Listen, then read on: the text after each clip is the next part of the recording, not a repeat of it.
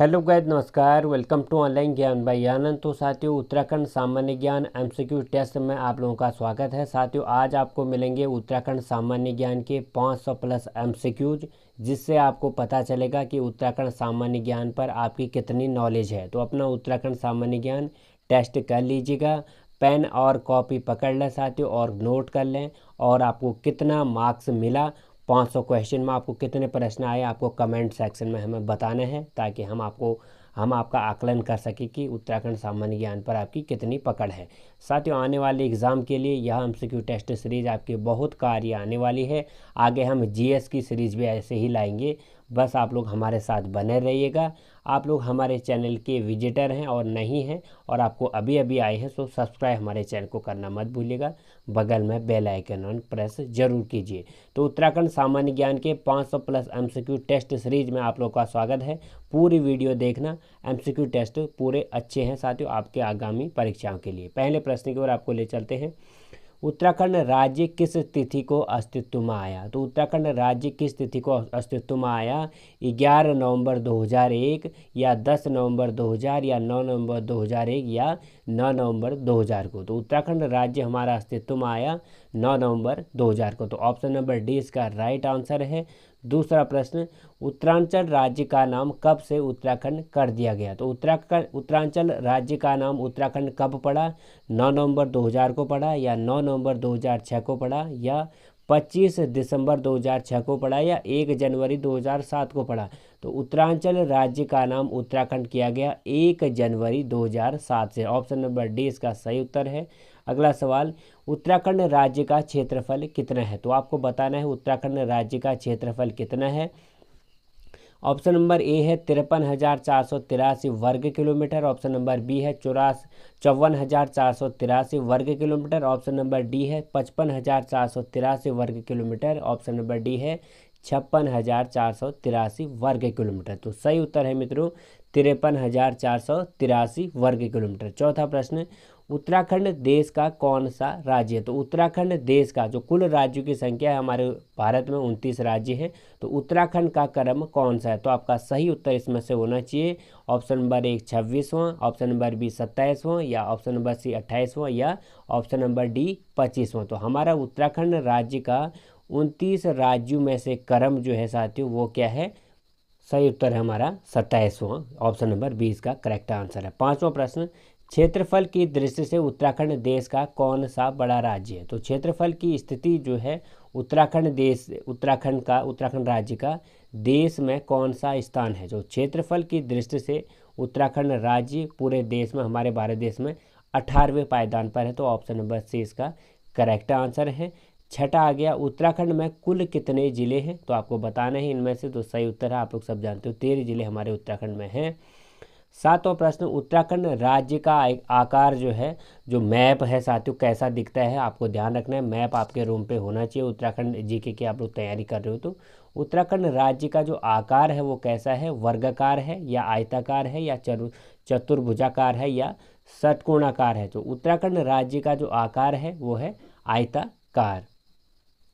अगला सवाल, उत्तराखंड को भौगोलिक दृष्टि से कितने प्रदेशों में विभाजित किया जा सकता है? तो उत्तराखंड को भौगोलिक जो दृष्टि है उसके अनुसार 5 भागों में विभाजित किया गया है।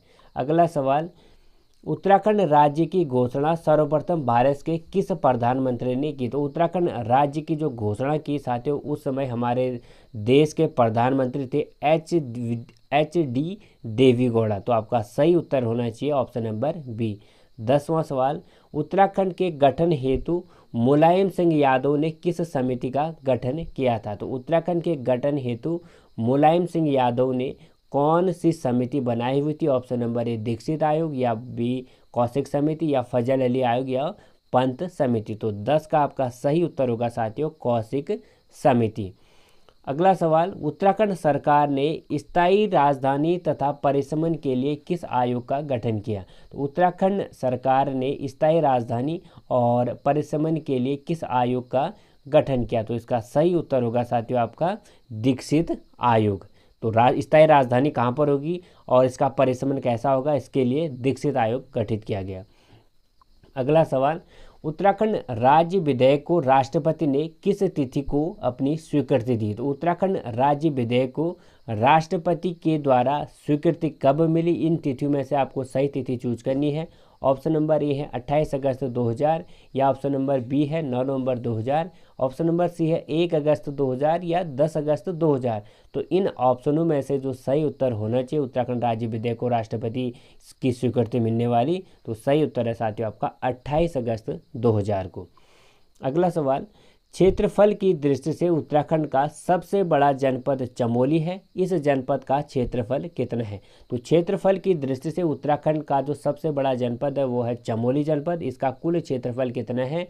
8,030। तो 8,030 वर्ग किलोमीटर है चमोली जनपद का क्षेत्रफल। उत्तराखंड में सबसे ज़्यादा क्षेत्रफल इसका है, तो ऑप्शन नंबर इसका सही उत्तर होगा। 15वां प्रश्न, क्षेत्रफल की दृष्टि से उत्तराखंड का दूसरा बड़ा जनपद कौन सा है? तो क्षेत्रफल की दृष्टि से उत्तराखंड का दूसरा बड़ा जनपद इनमें से आपको बताना है। तो क्षेत्रफल की दृष्टि से पहला जनपद तो हमने बता दिया कौन सा है, चमोली जनपद है, जिसका कितना क्षेत्रफल है? 8,030 वर्ग किलोमीटर इसका क्षेत्रफल है। तो क्षेत्रफल की दृष्टि से उत्तराखंड का दूसरा जो जनपद है साथियों, जो दूसरा बड़ा जनपद वह है उत्तरकाशी। इसका सही उत्तर होगा।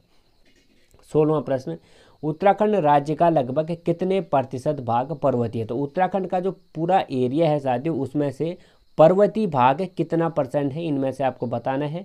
86% है, या 80% है, या 70% है, या 70% है। तो इसका सही उत्तर होगा साथियों 16वें प्रश्न का आपका 86% जो है हमारा उत्तराखंड राज्य का भाग पर्वतीय है, पहाड़ी क्षेत्र है।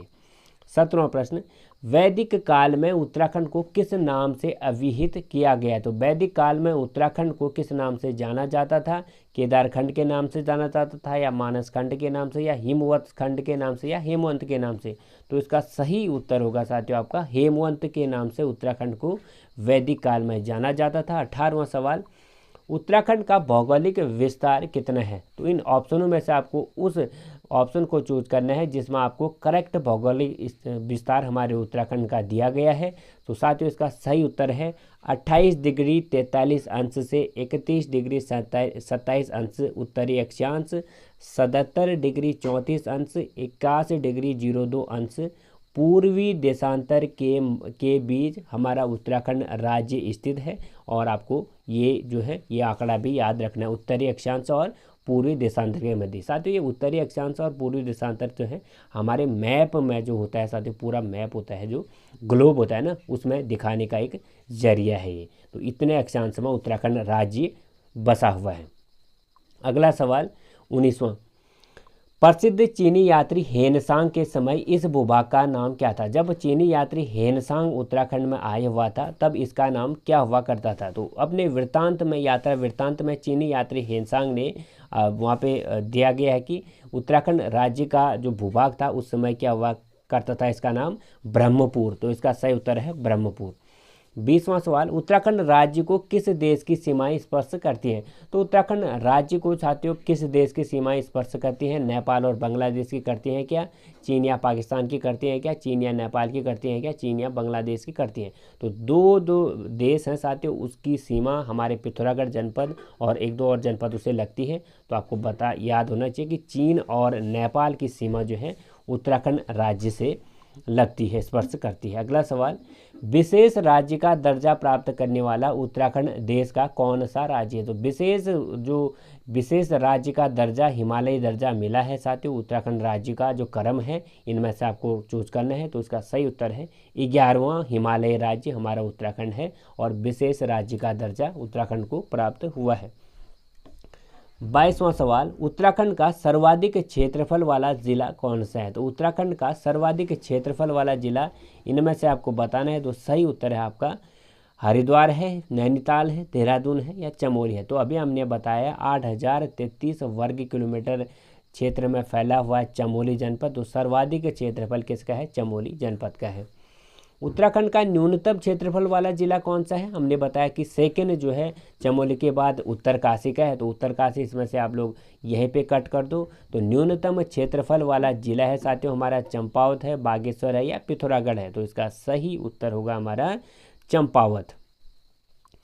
24वां प्रश्न, उत्तराखंड राज्य का राजकीय पशु किसे घोषित किया गया है? तो इन ऑप्शन में से आपको उस ऑप्शन को चूज करना है जिसमें बताया गया है कि राजकीय पशु हमारे उत्तराखंड का यह है।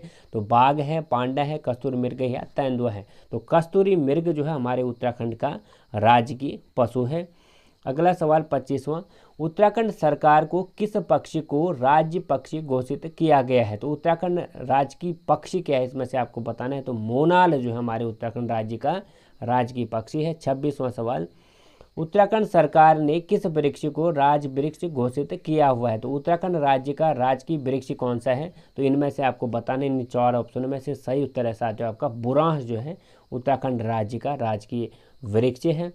27वां सवाल, उत्तराखंड सरकार ने किस फूल को राज्य पुष्प घोषित किया है? तो उत्तराखंड सरकार ने किस फूल को राजकीय पुष्प घोषित किया गया है? इन ऑप्शन में से आपको बताना है ABCD। तो इसका सही आंसर है ऑप्शन नंबर A, ब्रह्म कमल। 28वां सवाल, उत्तराखंड की कितनी प्रतिशत भूमि कृषि योग्य है? बहुत ही इंपॉर्टेंट सवाल। तो उत्तराखंड की कितनी प्रतिशत भूमि जो है कृषि योग्य है? इसका सही उत्तर होगा साथियों आपका ABCD में से आपको बताना है। तो 28 का आपका सही उत्तर है 28 का C, यानी 13.2% भूमि जो है कृषि योग्य हमारे उत्तराखंड में है। और इस कृषि भूमि में कुल सिंचित क्षेत्र कितना हेक्टेयर है? तो सिंचाई के लिए कितना क्षेत्र उत्तराखंड में कितना हेक्टेयर है? तो आपको बताना है हेक्टेयर में। उत्तराखंड राज्य का कुल सिंचित क्षेत्र कितने हेक्टेयर में फैला हुआ है? तो 29 का आपका सही उत्तर होगा ABCD में से आपका ये पहला वाला, यानी 5,44,084 हेक्टेयर में फैला हुआ है उत्तराखंड राज्य का कुल सिंचित क्षेत्र सिंचाई के लिए। 30वां सवाल, उत्तराखंड में सिंचित कृषि क्षेत्र का प्रतिशत कितना है? तो सिंचित सिंचाई कृषि से कितनी होती है, इन प्रतिशतों में से आपको बताना है। सिंचाई जो होती है कृषि के लिए कहाँ कितने प्रतिशत होती है? तो सही उत्तर होगा आपका 30 का साथियों 40.66 जो % है सिंचित कृषि क्षेत्र जो है उत्तराखंड में पाया जाता है। 31वां सवाल, उत्तराखंड में स्थायी चारागाह भूमि कितने प्रतिशत है? तो चारागाह भूमि स्थायी तरीके से कितने प्रतिशत है? एक तो होता है कि अस्थायी, जो कभी कभी होता है, जो बर्फीले मैदान होते हैं, पहाड़ें होती हैं जहाँ घास नहीं होती है साथियों, वो अस्थायी है। तो स्थायी जो किसी के लिए बने हुए स्थायी चारागाह भूमि, ये बताना आपको, कंफ्यूज नहीं होना है। उत्तराखंड में स्थायी चारागाह भूमि कितने प्रतिशत है? तो इसका सही उत्तर होगा साथियों 3.25% जो है स्थायी चारागाह भूमि उत्तराखंड में पाई जाती है। 32वां सवाल, उत्तराखंड में कुल कृषि भूमि का सर्वाधिक प्रतिशत मान में यह फसल बोई जाती है। तो कुल कृषि भूमि में सर्वाधिक जो बोई जाने वाली फसल है उत्तराखंड की कौन सी है? तो इसका सही उत्तर होगा साथियों हमारा गेहूं। तो गेहूं जो है यहाँ पे सबसे ज़्यादा बोया जाता है कुल जो है कुल खेती का। 33वां सवाल, उत्तराखंड राज्य की मुख्य खरीफ फसल कौन सी है? तो इनमें से आपको बताना है जो खरीफ फसल मुख्य है, इनमें से सही उत्तर है आपका चावल। चावल जो है मुख्य खरीफ फसल है और यहाँ पे बहुत रूप में यहाँ पे बोया जाता है। 34वां सवाल, उत्तराखंड के किस जनपद का चावल विश्व प्रसिद्ध है? तो आपको बताना है उत्तराखंड के किस जनपद का चावल विश्व प्रसिद्ध है। इनमें से आपका सही आंसर है साथियों देहरादून का जो चावल है साथियों विश्व में प्रसिद्ध है। अगला सवाल 35वां, उत्तराखंड राज्य में सर्वाधिक धान कहाँ पे उत्पादन होता है? तो इन ऑप्शन में से आपको बताना है कि सर्वाधिक धान का उत्पादन कहाँ पे होता है। तो सही उत्तर है साथियों आपका नैनीताल जनपद में सबसे ज़्यादा धान जो है राज्य में उत्पादन होता है। अगला सवाल 36वां हमारा, उत्तराखंड राज्य का गेहूं उत्पादन जनपद कौन सा है? तो राज्य का गेहूं उत्पादन सर्वाधिक कहाँ पर होता है? तो इसका सही उत्तर होगा साथियों आपका ABCD में से देहरादून में गेहूं उत्पादन भी बहुयात रूप में होता है। 37वां सवाल, राज्य के किस जनपद में मक्का की खेती मुख्य रूप से की जाती है? तो राज्य का वह जनपद बताना है आपको जहाँ पे मक्का की खेती बहुयात रूप में होती है। तो इसका सही उत्तर होगा मित्रों आपका अल्मोड़ा। अल्मोड़ा में मक्का की खेती मुख्य रूप से की जाती है। 38वां सवाल, उत्तराखंड में कितने प्रतिशत भाग में गन्ना जो है तो उत्तराखंड में कितने प्रतिशत भाग में गन्ना पैदा किया जाता है? तो उत्तराखंड में कितने प्रतिशत भाग में गन्ना पैदा किया जाता है? तो इसका सही उत्तर होगा साथियों आपका 11.4% भाग पर उत्तराखंड में कुल खेती होती है गन्ने की। इसका सही उत्तर है आपका ऑप्शन नंबर डी। 39वां सवाल, किस राज्य की ऑर्गेनिक चाय विश्व प्रसिद्ध है? तो इनमें से आपको बताना है उस राज्य की चाय जहाँ पे ऑर्गेनिक चाय विश्व प्रसिद्ध है। उत्तराखंड की जो ऑर्गेनिक चाय है विश्व प्रसिद्ध है। 40वां सवाल, उत्तराखंड में सर्वाधिक फलों का उत्पादन किस जिले में होता है? तो फलों के उत्पादन के लिए अग्रणी जिला हमारा उत्तराखंड का है नैनीताल। 41वां सवाल, उत्तराखंड के किस स्थान की लीची संपूर्ण भारत में प्रसिद्ध है? तो उत्तराखंड के किस स्थान की लीची संपूर्ण भारत में प्रसिद्ध है? तो इसका सही उत्तर है साथियों आपका देहरादून। देहरादून की जो लीची है संपूर्ण भारत में विश्व प्रसिद्ध है। 42वां सवाल, उत्तराखंड में वनों के विकास के लिए वन विकास निगम की स्थापना कब की गई? तो वह उत्तराखंड में वनों का विकास हो उसके लिए वन विकास निगम की स्थापना कब की गई? तो इसका सही उत्तर है 1 अप्रैल 2001 को वन विकास निगम की स्थापना उत्तराखंड में की गई। तो इसका सही उत्तर है 1 अप्रैल 2001। 43वां सवाल, उत्तराखंड का कितना प्रतिशत भूभाग वनों से आच्छादित है? तो उत्तराखंड का कितना प्रतिशत भाग वनों से आच्छादित है, यानी कितने प्रतिशत भाग पर वन पाए जाते हैं हमारे उत्तराखंड का? तो इसका सही उत्तर इन ऑप्शन में से चूज करिए। तो 64.79% पर कुल क्षेत्र का हमारा वन यहाँ पे आच्छादित है। तो 43 का आपका ए सही उत्तर होगा। उत्तराखंड के किस जनपद में सर्वाधिक सघन वन क्षेत्रफल है? तो सबसे ज़्यादा जो सघन वन है, घने वन किस जनपद में हमारे उत्तराखंड के पाए जाते हैं? तो सघन वन की अधिकता वाला जो क्षेत्र है साथियों वो है हमारा नैनीताल जनपद में सर्वाधिक सघन वन घने वन हमें मिलते हैं। 45वां सवाल, निम्नलिखित में से किस जनपद में वन क्षेत्र का प्रतिशत सबसे कम है? तो वन क्षेत्र सबसे कम कहाँ पे पाया जाता है साथियों? इस वजह से जो सही उत्तर होगा आपका पिथौरागढ़ जनपद में सबसे कम वन यहाँ पे पाए जाते हैं। 46वां सवाल, सबसे अधिक वन क्षेत्रों का प्रतिशत किस नदी बेसिन में दृष्टिगोचर होता है? तो सबसे अधिक वन क्षेत्रों का जो प्रतिशत है किस नदी में दृष्टिगोचर होता है, यानी वो कौन सी नदी है जिसके हमें जो नदी बेसिन है वहाँ पे हमें जो किनारे होते हैं वहाँ पे हमें उस क्षेत्र में जहाँ से वो नदी गुजरती है उस क्षेत्र में सबसे ज़्यादा वन हमें पाए जाते हैं। तो इन नदियों में से जो सही नदी है साथियों जहाँ पे वनों की अधिकता है उसको चूज करना है आपको। सही उत्तर है टॉन्स नदी बेसिन जो है एक ऐसी है नदी है जिसके बेसिन में हमें सर्वाधिक वन मिलते हैं। तो सही उत्तर है आपका टॉन्स। 47वां प्रश्न, वन अनुसंधानशाला उत्तराखंड के किस जिले में है? तो वन अनुसंधानशाला उत्तराखंड के किस जिले में है? तो इसका सही उत्तर होगा साथियों आपका Dehradun, option number D. Uttarakhand में कुल कितने राष्ट्रीय उद्यान हैं? तो राष्ट्रीय उद्यानों की संख्या 6 है। वन्य जीव अभ्यारण्य कितने हैं उत्तराखंड में? वो है 7। आप लोग सब जानते होंगे इसको। 50वां प्रश्न, देश का प्रथम राष्ट्रीय उद्यान कौन सा है? तो देश का प्रथम राष्ट्रीय उद्यान हमारा कॉर्बेट नेशनल पार्क। 51वां प्रश्न, प्रसिद्ध राष्ट्रीय उद्यान कॉर्बेट नेशनल पार्क की स्थापना सबसे पहले किस नाम से हुई? तो हैली नेशनल पार्क के नाम से जाना जाता था कॉर्बेट नेशनल पार्क। तो 51 का ए आपका सही उत्तर है। अगला सवाल, बाघ परियोजना यानी प्रोजेक्ट टाइगर किससे संबंधित है? तो प्रोजेक्ट टाइगर जो है किस पार्क से संबंधित है, यानी टाइगर को बचाने के लिए किस पार्क में हमें इसका प्रयोग करना पड़ा प्रोजेक्ट टाइगर का? तो इसका सही उत्तर आपका कॉर्बेट नेशनल पार्क। तो टाइगर प्रोजेक्ट किस पार्क से संबंधित है? Corbett national park.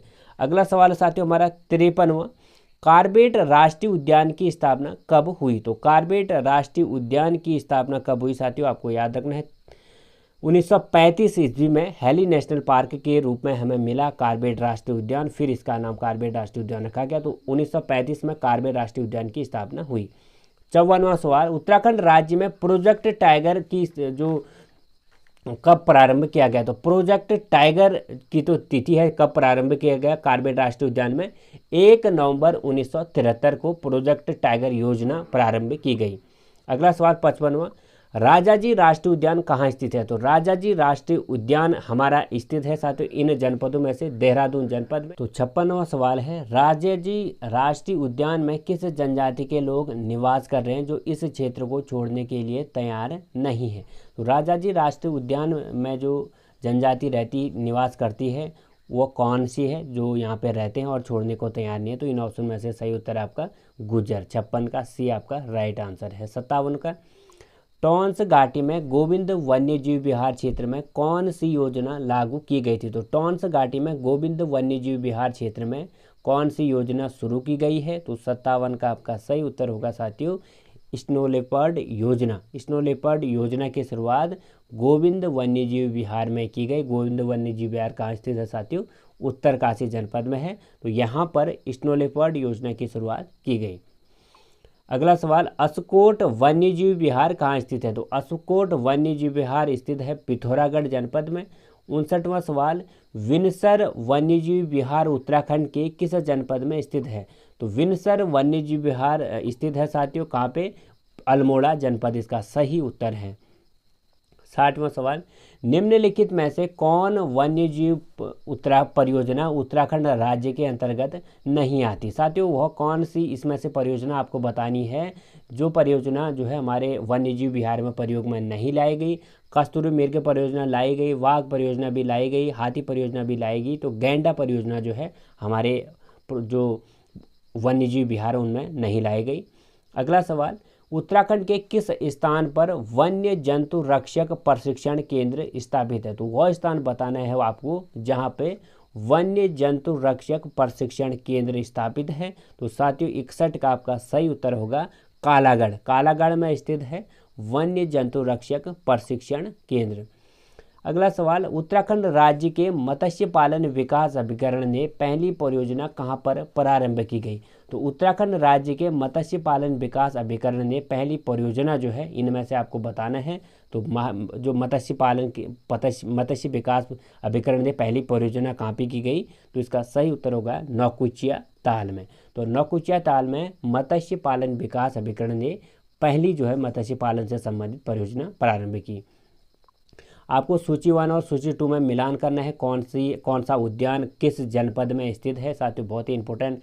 और यहाँ से आपको चूज करना पड़ेगा क्रम इसका। तो इस तरह के प्रश्न जो है बहुयात रूप में हमारे आजकल आयोग पूछता है, तो आपको ऐसे प्रश्न भी याद करने और टैकल करने आने चाहिए। जैसे कार्बेट राष्ट्रीय उद्यान है, तो कार्बेट राष्ट्रीय उद्यान कहाँ पे स्थित है साथियों? नैनीताल जनपद में है। चौथा इसका सही उत्तर, चौथा होगा इसका लाइन। नंदा देवी राष्ट्रीय उद्यान कहाँ पे स्थित है? तो नंदा देवी राष्ट्रीय उद्यान होगा हमारा चमोली जनपद में। राजाजी राष्ट्रीय उद्यान कहाँ पे है? राजाजी राष्ट्रीय उद्यान है देहरादून में। गोविंद राष्ट्रीय उद्यान कहाँ पे है? उत्तरकाशी में। तो इसका सही उत्तर बनेगा हमारा 63 का बी। और एक बार फिर से वन्यजीव विहार आ गए हमारे। तो सूची 1 और सूची 2 में हमें मिलान करना है। तो केदारनाथ वन्यजीव विहार कहाँ पर स्थित है? और बताना आपको अस्कोट वन्यजीव विहार, सोना नदी वन्यजीव विहार और विनसर वन्यजीव विहार। तो विनसर वन्यजीव विहार हमारा अल्मोड़ा जनपद में, अस्कोट वन्यजीव विहार हमारा पिथौरागढ़ जनपद में, और ये है सोना नदी वन्यजीव विहार पौड़ी गढ़वाल में। केदारनाथ वन्यजीव विहार है हमारा चमोली जनपद में। तो इसका सही उत्तर होगा 4 3 2 1 बी ऑप्शन इसका सही उत्तर है।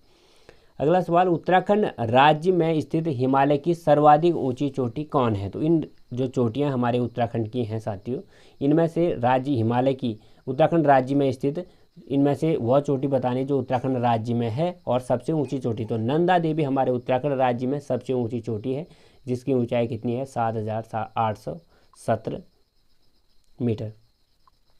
उत्तराखंड में सर्वोच्च शिखर नंदा देवी की ऊंचाई कितनी है? तो समुद्र तल से ऊंचाई पर है 7,817 मीटर नंदा देवी की ऊंचाई। 67वां सवाल, उत्तराखंड का सर्वाधिक उच्च पर्वत शिखर नंदा देवी इस जनपद में स्थित है। नंदा देवी पर्वत शिखर किस जनपद में है? चमोली जनपद में। इसका सही उत्तर है 67 का सी। फिर एक बार पर्वतों को आपको मिलाना है, यह पर्वत श्रृंखला कहाँ पर है, किस जनपद में स्थित है? तो नंदा देवी पर्वत है साथियों आपका चमोली में, पंचाचूली है आपका पिथौरागढ़ में, नंदा कोट है आपका चमोली में, और बंदरपुर है आपका उत्तरकाशी में। तो इस तरह से आपको लेके चलना है। फिर कुछ दर्रे और आगे उसको जोड़ने वाले संपर्क क्षेत्र, आपको दर्रों को मिलान करना है उनके संपर्क क्षेत्र से, यानी किस जनपद से वो किस दूसरे जनपद को इस दर्रे के द्वारा जोड़ते हैं। तो श्रृंगकंठ दर्रा किस किस जनपद को जोड़ता है, किस जिले को जोड़ता है और किस देश को जोड़ता है? थांगला दर्रा, माणा दर्रा और दारमा दर्रा। तो श्रृंगकंठ दर्रा किस को जोड़ता है, किस संपर्क क्षेत्र पर आपको ले चलते हैं साथियों? तो इसको मिलान आपको कैसे करना है? श्रृंगकंठ दर्रा जोड़ता है हमारा उत्तरकाशी और हिमाचल प्रदेश को।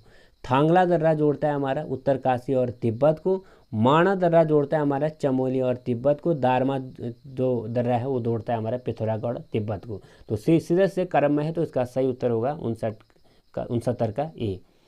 70वां प्रश्न, श्रृंगकंठ क्या है? तो श्रृंगकंठ क्या है साथियों? एक दर्रा है और वो जो किस किस को जोड़ता है हमने आपको अब भी बताया, उत्तरकाशी और हिमाचल प्रदेश को। 71वां सवाल, उत्तराखंड का निम्नलिखित कौन सा दर्रा चीन से मिलता है? तो इन दर्रों में से आपको वह दर्रा चूज करना है जो दर्रा हमारे उत्तराखंड को चीन से जोड़ता है। तो इसका सही उत्तर होगा मित्रों दारमा दर्रा। तो अब भी हमने आपको बताया दारमा दर्रा जो किस किस को जोड़ता है, पिथौरागढ़ और तिब्बत को। अगला सवाल की ओर आपको ले चलते हैं साथियों। 72वां सवाल है हमारा। पवित्र गोरखनाथ गुफा उत्तराखंड में कहाँ स्थित है? तो पवित्र जो गोरखनाथ गुफा है साथियों, इन जो जगहें दे रखी हैं ये तीर्थ स्थल है, इनमें से आपको बताना है कहाँ पर स्थित है। तो इसका सही उत्तर है श्रीनगर में है गोरखनाथ गुफा, बख्तियाना जगह पे। तो आपको याद रखना है श्रीनगर में है गोरखनाथ गुफा। 73वां सवाल, सूची और सूची 2 को मिलाना है आपको। व्यास गुफा, वशिष्ठ गुफा, भरित गुफा और शंकर गुफा किस जनपद में, किस इनकी लोकेशन क्या है? तो 73 में आता है हम प्रश्न व्यास गुफा कहाँ स्थित है? तो साथियों व्यास गुफा आपको ले चलते हैं। व्यास गुफा है हमारी बद्रीनाथ में, ठीक है। और वशिष्ठ गुफा है टिहरी गढ़वाल में। भरत गुफा है हमारी गिरसा में और शंकर गुफा है हमारी देव प्रयाग में। तो ऑप्शन नंबर सी इसका सही उत्तर होगा। 74वां प्रश्न, उत्तराखंड की पवित्र ब्रह्म गुफा स्थित है। तो उत्तराखंड की पवित्र ब्रह्म गुफा इन जगहों में से कहाँ पर स्थित है? तो ब्रह्म गुफा स्थित है हमारी केदारनाथ में। तो इसका सही उत्तर होगा केदारनाथ। 75वां सवाल, प्राकृतिक रूप से निर्मित पाताल भुवनेश्वर क्या है? तो प्राकृतिक रूप से निर्मित पाताल भुवनेश्वर हमारी एक गुफा जो कहाँ पे है? पिथौरागढ़ के गंगोलीहाट नामक स्थान पर। अगला सवाल, कुछ जो है यहाँ पे जगह दे रखी हैं, आपको उनको बताना है कि ये कहाँ पर स्थित हैं। जैसे हरकीदून फूलों की घाटी और आली गुरसों की फूल घाटी और पंचाली कांटा की फूल घाटी और वेदनी बुग्याल की फूल घाटी। तो सूचीवन फूल घाटियाँ जो हैं स्थलों को आपको बताना है, इनको मिलान करना है साथियों। इनको आपको इसको ऐसे करना है आपको ये, जैसे हरकीदून हमारा स्थित कहाँ पे है? उत्तरकाशी में। तो सीधे सीधे पुट हो गया कि हरकीदून उत्तरकाशी में है, तो फूल की घाटी भी हरकीदून फूल घाटी भी यही होगी, उत्तरकाशी इसका सही उत्तर है पहले वाले का। फिर आता है औली गुरसो फूल घाटी। औली जो ट्रैकिंग भी हम कहते हैं साथियों, कहाँ पे है? जोशीमठ में है। तो औली गुरसो फूल की घाटी भी जोशीमठ में है। पंचाली फूल की घाटी कहाँ है? टिहरी में। वेदनी बुग्याल कहाँ पे है साथियों? गढ़वाल में। तो इसका सही उत्तर होगा हमारा 76 का ए। 77वां आगे हम प्रश्न, दून घाटियाँ कहाँ स्थित हैं? तो दून घाटियाँ किस जो हमारा जो राज्य जो है या जो प्राकृतिक क्षेत्र है उन 5 प्राकृतिक क्षेत्रों में फैला हुआ है। तो इनमें से आपको दून घाटियाँ कहाँ पे मिलेंगी ये आपको चूज करना है। तो इसका सही उत्तर है वाही हिमालयी क्षेत्र या शिवालिक क्षेत्र में दून घाटियाँ हमें मिलेंगी। 77 का एक सही उत्तर है। विश्वविख्यात फूलों की घाटी उत्तराखंड के किस जिले में स्थित है? तो फूलों की घाटी स्थित है हमारी चमोली जनपद में। इसका सही उत्तर डी हो गया। 79, निम्नलिखित में से कौन एक नगर घाटी नगर नहीं है? तो नगर घाटी नगर नहीं है, तो मैं आपको बताना है साथियों 79 का आपको नगर घाटी नगर नहीं है, मसूरी जो है नगर घाटी नगर नहीं है। देहरादून, वीरभद्र और नैनीताल ये सारे नगर हैं। उत्तराखंड राज्य के हिमनदों को सर्वाधिक खतरा किससे है? तो हिमनद जो हमारे ग्लेशियर हैं इनको सबसे ज़्यादा खतरा किससे है साथियों? तो आपको इन ऑप्शन में से बताना है। तो सही उत्तर है ग्रीन हाउस गैसों से हमारे उत्तराखंड के ग्लेशियरों को सर्वाधिक खतरा है। तो ग्रीन हाउस गैस इसका सही उत्तर होगा। 81वां प्रश्न, राज्य में किस ग्लेशियर की ऊंचाई समुद्र तल से सबसे अधिक है? तो राज्य में उस ग्लेशियर का नाम बताना है आपको जिसकी ऊंचाई सबसे अधिक है। तो सबसे ऊंचा ग्लेशियर हमारे उत्तराखंड का उसका नाम बताना है। तो गंगोत्री ग्लेशियर जो है सर्वाधिक ऊंचाई पर स्थित है समुद्र तल से। तो ऑप्शन नंबर डी इसका उत्तर हो गया। 82वां प्रश्न, प्रसिद्ध कैंपटी जलप्रपात किस स्थान पर है? तो किस पहाड़ी स्थान पर है कैंपटी जलप्रपात? तो कैंपटी जलप्रपात है साथियों हमारा मसूरी में। इसका सही उत्तर है बी। 83वां प्रश्न, सहस्त्रधारा जलप्रपात उत्तराखंड के किस नगर में स्थित है? तो सहस्त्रधारा जलप्रपात हमारा ऑप्शन नंबर सी देहरादून जनपद में। 84वां प्रश्न, कोसी नदी का उद्गम स्थल कहाँ से है? तो कोसी नदी किस पहाड़ी से होकर इसका उद्गम है? तो 84 का आपका सही उत्तर बनेगा साथियों, अल्मोड़ा की पहाड़ियों से निकलती है कोसी नदी। फिर एक बार आपको सूची में मिलान करने की गंगा और उनका उद्गम स्थल यानी नदियां और उनका उद्गम स्थल आपको मिलान करना है कि गंगा का उद्गम स्थल कहाँ से है, यमुना का कहाँ से है, रामगंगा का कहाँ से है और शारदा का कहाँ से है। तो गंगा नदी उद्गमित होती है साथियों गंगोत्री ग्लेशियर उत्तरकाशी से, यमुना नदी भी यमुनोत्री ग्लेशियर उत्तरकाशी से, और रामगंगा नदी कहाँ से होती है साथियों? मिलम से, और शारदा नदी महा हिमालय से। तो इस हिसाब से आपका जो सही उत्तर बन रहा है वो बन रहा है 85 का सी। अगला आता है 86वां हमारा, संरचनात्मक दृष्टि से नदियों के जल रिसाव का क्षेत्र कौन सा है? तो संरचनात्मक दृष्टि से नदियों के जल रिसाव का कौन सा क्षेत्र है? तो इन जो क्षेत्र हैं हमारे, इनमें से आपको बताना है संरचनात्मक दृष्टि से नदियों के जल रिसाव का क्षेत्र। तो इसका सही उत्तर है हमारा तराई शिवालिक। तो तराई शिवालिक से नदियों के जल रिसाव का मेन क्षेत्र है। 27वां प्रश्न, शिवानंद नौटियाल के अनुसार वैदिक कालीन कुफा नदी आज की उत्तराखंड की प्रमुख नदी कौन सी है? तो शिवानंद नौटियाल के अनुसार वैदिक कालीन जो कुफा नदी है आज की उत्तराखंड की वो कौन सी नदी, यानी जो वैदिक काल में कुफा नदी के रूप में प्रयोग में लाई उसका नाम था, आज उस कुफा नदी को किस नाम से हम जानते हैं? तो सही उत्तर है साथियों मंदाकिनी नदी। यानी वैदिक काल में मंदाकिनी नदी को किस नाम से जाना जाता? कुफा नदी के नाम से, कुफा नदी। अगला सवाल 28वां, निम्नलिखित में से कौन सी नदी वी आकार की घाटी बनाती है? तो अपने बहने में यह नदी वी आकार की घाटी बनाते हुए बहती है। तो इसका सही उत्तर होगा साथियों आपका ए, अलकनंदा नदी जो है अब जब बहती है एक जगह वो वी आकार की घाटी भी बनाती है। तो अलकनंदा इसका सही उत्तर है। 89वां प्रश्न, कुमाऊं और नेपाल को कौन सी नदी अलग करती है? तो इन नदियों में से आपको बताना है कुमाऊं और नेपाल को वो नदी अलग करती है। तो काली नदी कुमाऊं और नेपाल को अलग करती है। 90वां प्रश्न, निम्नलिखित में से कौन एक नगर नदी के चौड़े चबूतरे पर स्थित है? तो इनमें से आपको वह नगर बताना है जो नदी के चौड़े चबूतरे पर स्थित नहीं है। तो नहीं है बात, नहीं और है में बहुत ध्यान रखना है आपको। तो कौन सा नगर नदी के चौड़े चबूतरे पर स्थित नहीं है? श्रीनगर है, कीर्तिनगर है, देवप्रयाग है या उत्तरकाशी है? तो इसका सही उत्तर इनमें से हो जाएगा साथियों 90 का आपका देवप्रयाग। ठीक है।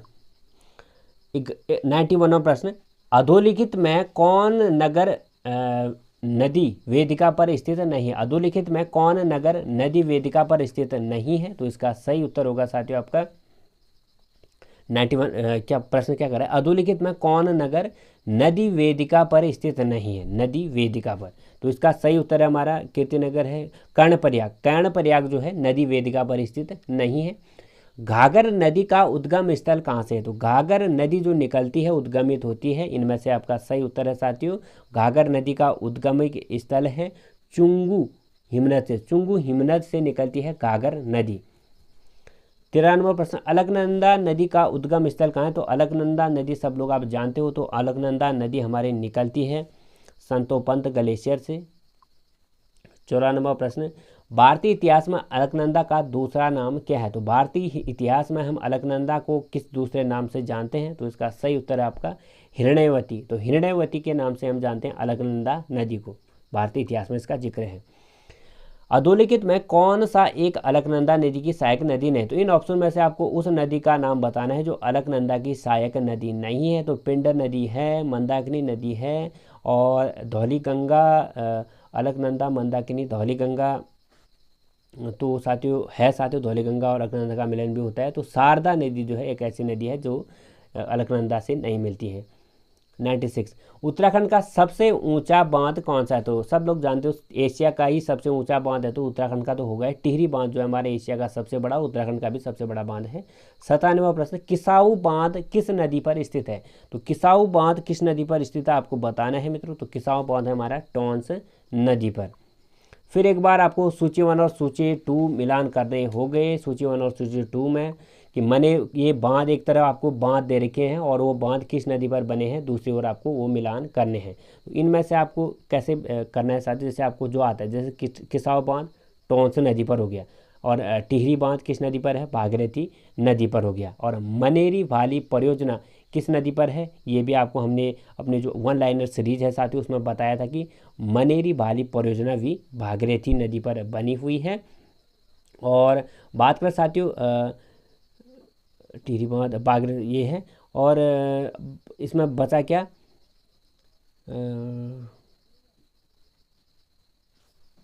91 का ए,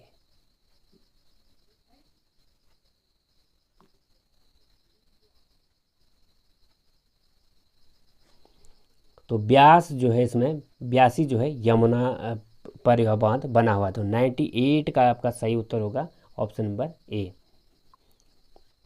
अगला सवाल, ब्यासी बांध परियोजना का निर्माण यमुना नदी पर हो रहा है, यह बांध परियोजना उत्तराखंड के किस नगर के निकट स्थित है। तो ब्यासी बांध परियोजना का निर्माण यमुना नदी पर हो रहा है, यह बांध परियोजना किस उत्तराखंड के किस नगर के निकट है, तो देहरादून नगर के निकट है ब्यासी बांध परियोजना। तो इसका सही उत्तर है देहरादून।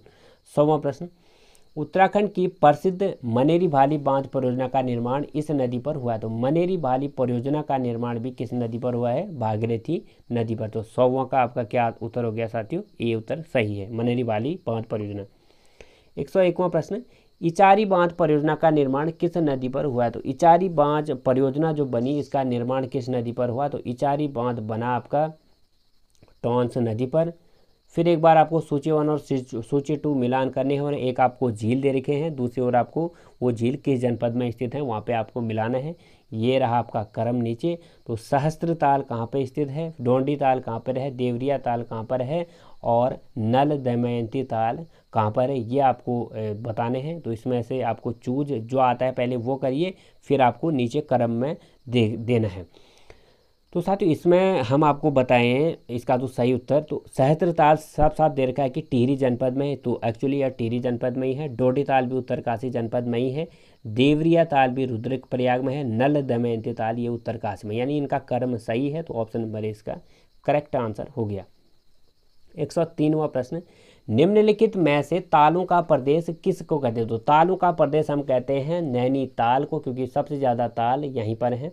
तो निम्नलिखित में से किस ताल का आकार षटकोणी है। तो इन जो तालों का नाम दे रखा है इनमें आपको बताना है उस ताल का आकार जिसका आकार षटकोणी है। तो इसको 104 का आपका सही आंसर बनेगा साथियों डोडी ताल, जो उत्तरकाशी में स्थित है। इसका आकार जो है कैसा है, षटकोणी है। 105वां सवाल, निम्नलिखित में से किस ताल का पानी उबलता है। तो आपको बताना है किस ताल का पानी उबलता है। तो इसमें सही आंसर है बयां ताल। बयां ताल का पानी उबलता हुआ हमें दिखता है।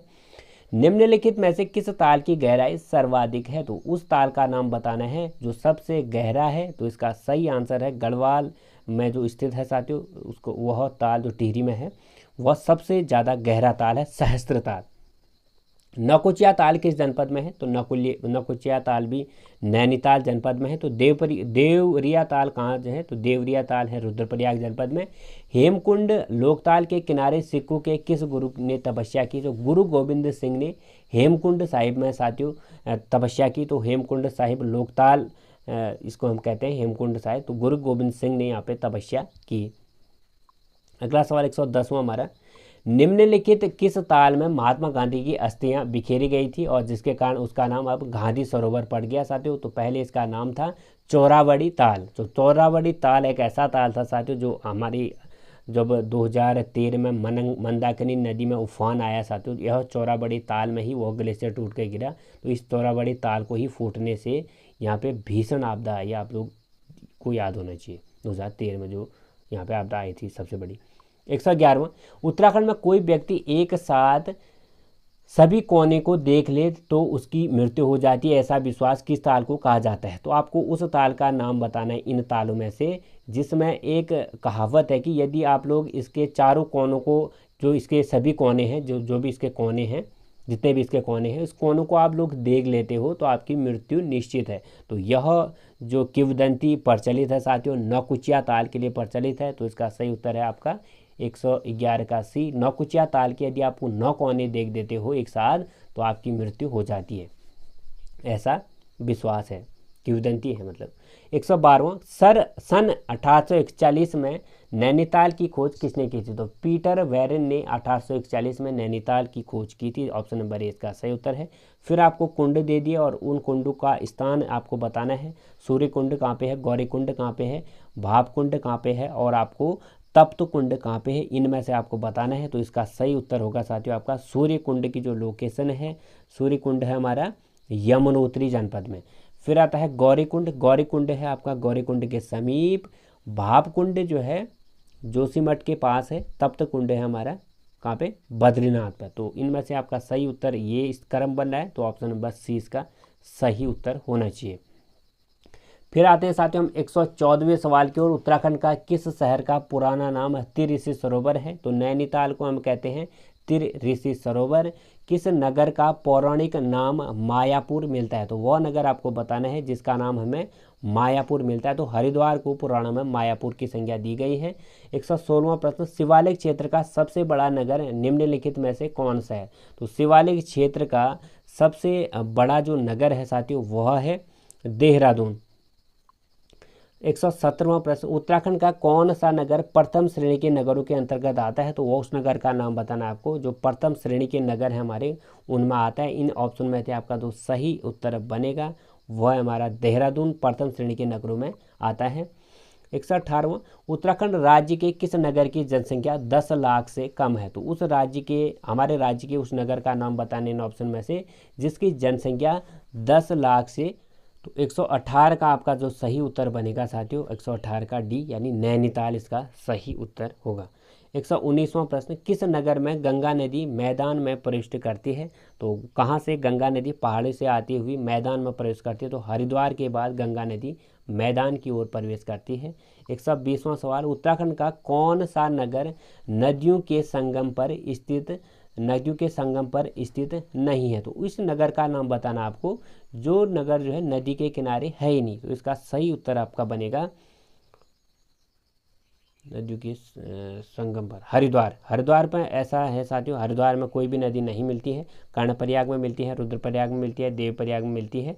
तो और यहाँ पे रुद्रप्रयाग में तो मिलती है आपके अलकनंदा और मंदाकिनी, और यहाँ पे मिलती है भागीरथी और अलकनंदा देवप्रयाग में, और कर्णप्रयाग मिलती है भागीरथी अलकनंदा और पिंडर नदी का संगम है कर्णप्रयाग में। हरिद्वार में किसी भी नदी का संगम नहीं है। तो इसका सही उत्तर है डी। 121वां, निम्नलिखित में से कौन एक नगर नदियों के संगम पर स्थित है?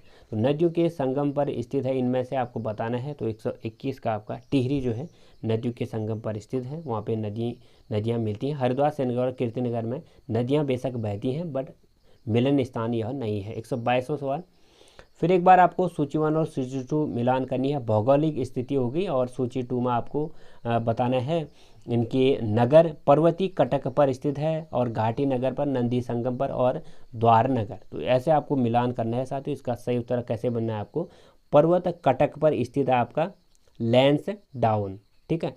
घाटी नगर जो है विकास नगर हो गया।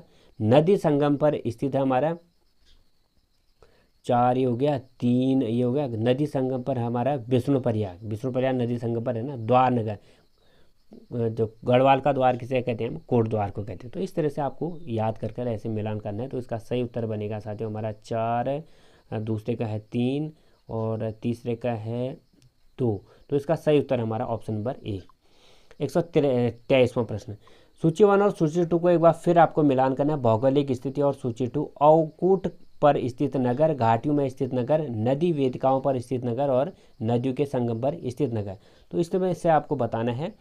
तो जो भी आता है आपको नदियों के संगम पर स्थित नगर, तो इनमें से आपको बताना है नदियों के संगम पर स्थित नगर। तो आपको पहले वही चूज करना है जो आपको आता है। तो नदियों के संगम पर स्थित नगर है साथियों हमारे इनमें से टिहरी में नदियाँ है नहीं है, ठीक है। टिहरी आपका ये हो गया। फिर आती है साथियों की ये नदी वेदिकाओं पर स्थित नगर। नदी वेदिकाओं जो नदियाँ जो निकलती हैं साथियों कहाँ से ज़्यादा निकलती हैं, उत्तरकाशी से, यमुनोत्री गंगोत्री ग्लेशियर से निकलती है। तो वेदिका इसका सही उत्तर नदी वेदिकाओं वाला उत्तरकाशी हो गया आपका। 4 3 ये हो गए, ठीक है। फिर आता है साथियों आपके घाटियों पर स्थित नगर। तो घाटियों पर स्थित नगर में आ गया आपका घाटियाँ, नैनीताल।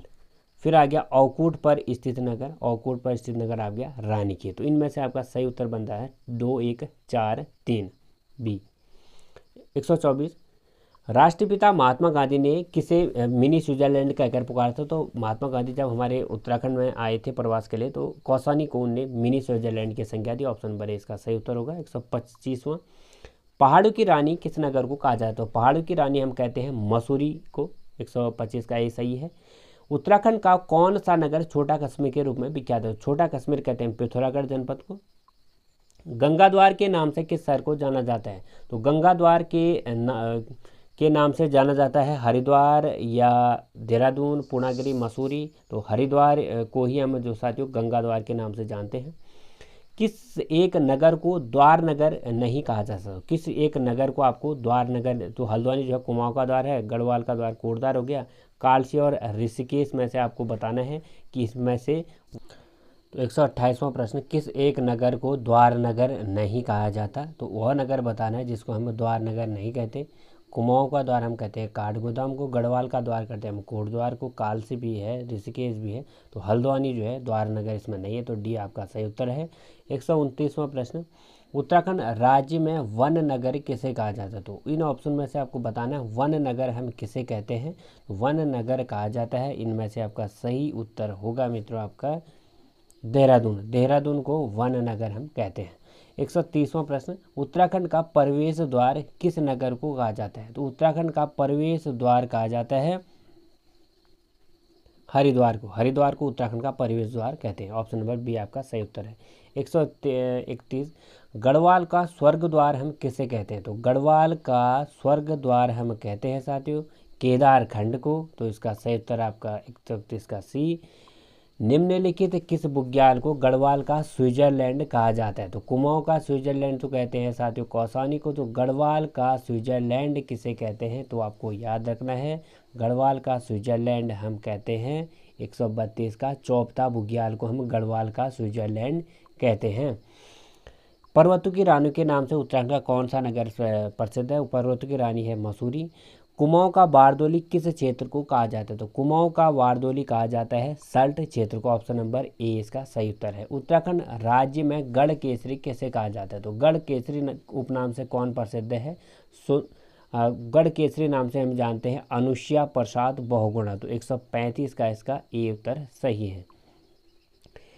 गढ़वाल का हातिम ताई नाम से किसको जाना जाता है? तो गढ़वाल का हातिम ताई के नाम से हम जानते हैं। तो इनमें से सही उत्तर होगा आपका साथियों गढ़वाल का हातिम ताई है कुंवर सिंह नेगी। 137वां प्रश्न, गढ़वाल के इतिहास में झांसी की रानी कहकर किसे जाना जाता है? तो गढ़वाल के इतिहास में झांसी की रानी हम जानते हैं। तो इसका सही उत्तर होगा साथियों 137 का आपका तिल्लू रौतेली को हम गढ़वाल की झांसी की रानी कहते हैं। 138वां, उत्तराखंड की किस महिला को अल्मोड़ा की बेटी पाकिस्तान की बहू के नाम से जाना जाता है? तो अल्मोड़ा की बेटी पाकिस्तान की बहू के नाम से जानते हैं हम आयरन पंत को। 139वां प्रश्न, उत्तराखंड की किस महिला को बैडमिंटन क्वीन के नाम से जानते हैं? तो बैडमिंटन क्वीन के नाम से हम जानते हैं ऑप्शन नंबर ई मधुमिता बिष्ट को। कुमाऊं के गांधी के नाम से किसे जाना जाता है? तो कुमाऊं के गांधी के नाम से हम जानते हैं बद्रीदत्त पांडे को। ऑप्शन नंबर ए आपका सही उत्तर है। कुर्मांचल केसरी के उपनाम से किसे जाना जाता है? तो कुर्मांचल केसरी के उपनाम से जानते हैं हम बद्रीदत्त पांडे को। ऑप्शन नंबर डी इसका सही उत्तर है। निम्नलिखित में से किस जनजाति का संबंध महाभारत काल से है? तो वह जनजाति आपको बतानी है इसमें से जिसका संबंध जो है महाभारत काल से है। तो 142 का आपका सही उत्तर होगा माहीगीर जो एक जनजाति है जिसका संबंध महाभारत काल से है। 143वां प्रश्न, जौनसारी जनजाति के लोगों का सर्वाधिक निवास किस जनपद में? यानी जौनसारी लोग किस जनपद में सर्वाधिक निवास करते हैं? तो देहरादून जनपद में सबसे ज़्यादा जौनसारी लोग रहते हैं। किस जनजाति के लोग सर्वाधिक रूप में नैनीताल में पाए जाते हैं? तो नैनीताल में किस जनजाति के लोगों का सर्वाधिक निवास स्थल है? तो थारू लोग जो है नैनीताल जनपद में बहुत निवास करते हैं। तो आपको याद रखना थारू। उत्तराखंड में कौन सी जनजाति राजस्थान से आकर बस गई थी? तो 145 का आपका सही उत्तर होगा आपका थारू जो जनजाति थी राजस्थान की थी साथियों जो उत्तराखंड के ये हमारे जो जनपद है वहाँ पर आकर बस गई थी। तो थारू इसका सही उत्तर है। किस जनजाति में जाति प्रथा नहीं है? तो वह जनजाति आपको बतानी है जिसमें जाति प्रथा नहीं है। तो खस जाति में जाति प्रथा नहीं है। भोटिया जनजाति द्वारा कमर के नीचे पहनने वाला वस्त्र का नाम क्या है? तो भोटिया जनजाति जो कमर के नीचे पहनती है साथियों को वस्त्र, उसका नाम आपको बताना है। तो इसका सही उत्तर है फूयाबेल। फूयाबेल कहते हैं भोटिया जनजाति के लोग जो नीचे अपना कमर के नीचे जो वस्त्र पहनते हैं उसको फूयाबेल कहते हैं। 148वां, हुड़का किस जनजाति का मुख्य वाद्य यंत्र है? तो हुड़का किस जनजाति का मुख्य वाद्य यंत्र है? इसमें से सही आंसर है भोटिया। तो भोटिया जनजाति का मुख्य वाद्य यंत्र है हुड़का। 149वां प्रश्न, निम्नलिखित में से कौन सी जनजाति महासू देवता की पूजा करती है? तो वह जनजाति का नाम बताना है आपको जो महासू देवता की पूजा करती है। तो इनमें से महासू देवता की पूजा करने वाली जनजाति है जौनसारी जनजाति, जो सर्वाधिक कहाँ पे देहरादून में निवास करते हैं। ऑप्शन नंबर ए आपका सही उत्तर है। 150वां प्रश्न, किस जनजाति के लोगों के लिए चैत्र नवरात्र का त्यौहार सबसे महत्वपूर्ण माना जाता है? वह जनजाति कौन सी है जो चैत्र नवरात्र के त्यौहार को सबसे महत्वपूर्ण मानती है? तो बोक्सा जो है जनजाति ऐसी जनजाति है जो चैत्र नवरात्र का जो पर्व होता है उनका उसको सबसे बड़ा त्यौहार वो मानती है। ऑप्शन नंबर बी आपका करेक्ट आंसर है। उत्तराखंड में संवत सन प्रतिपदा किस तिथि को मनाया जाता है? तो संवत सन प्रतिपदा किस तिथि को उत्तराखंड में मनाया जाता है? तो 151 का आपका होता है चैत्र माह प्रथमा को संवत सन प्रतिपदा मनाया जाता है, यानी जो चैत्र माह से ही माना जाता है कि हिंदू पर्व की शुरुआत होती है, यानी हिंदू कैलेंडर जो जारी होता है चैत्र माह से ही शुरू होता है।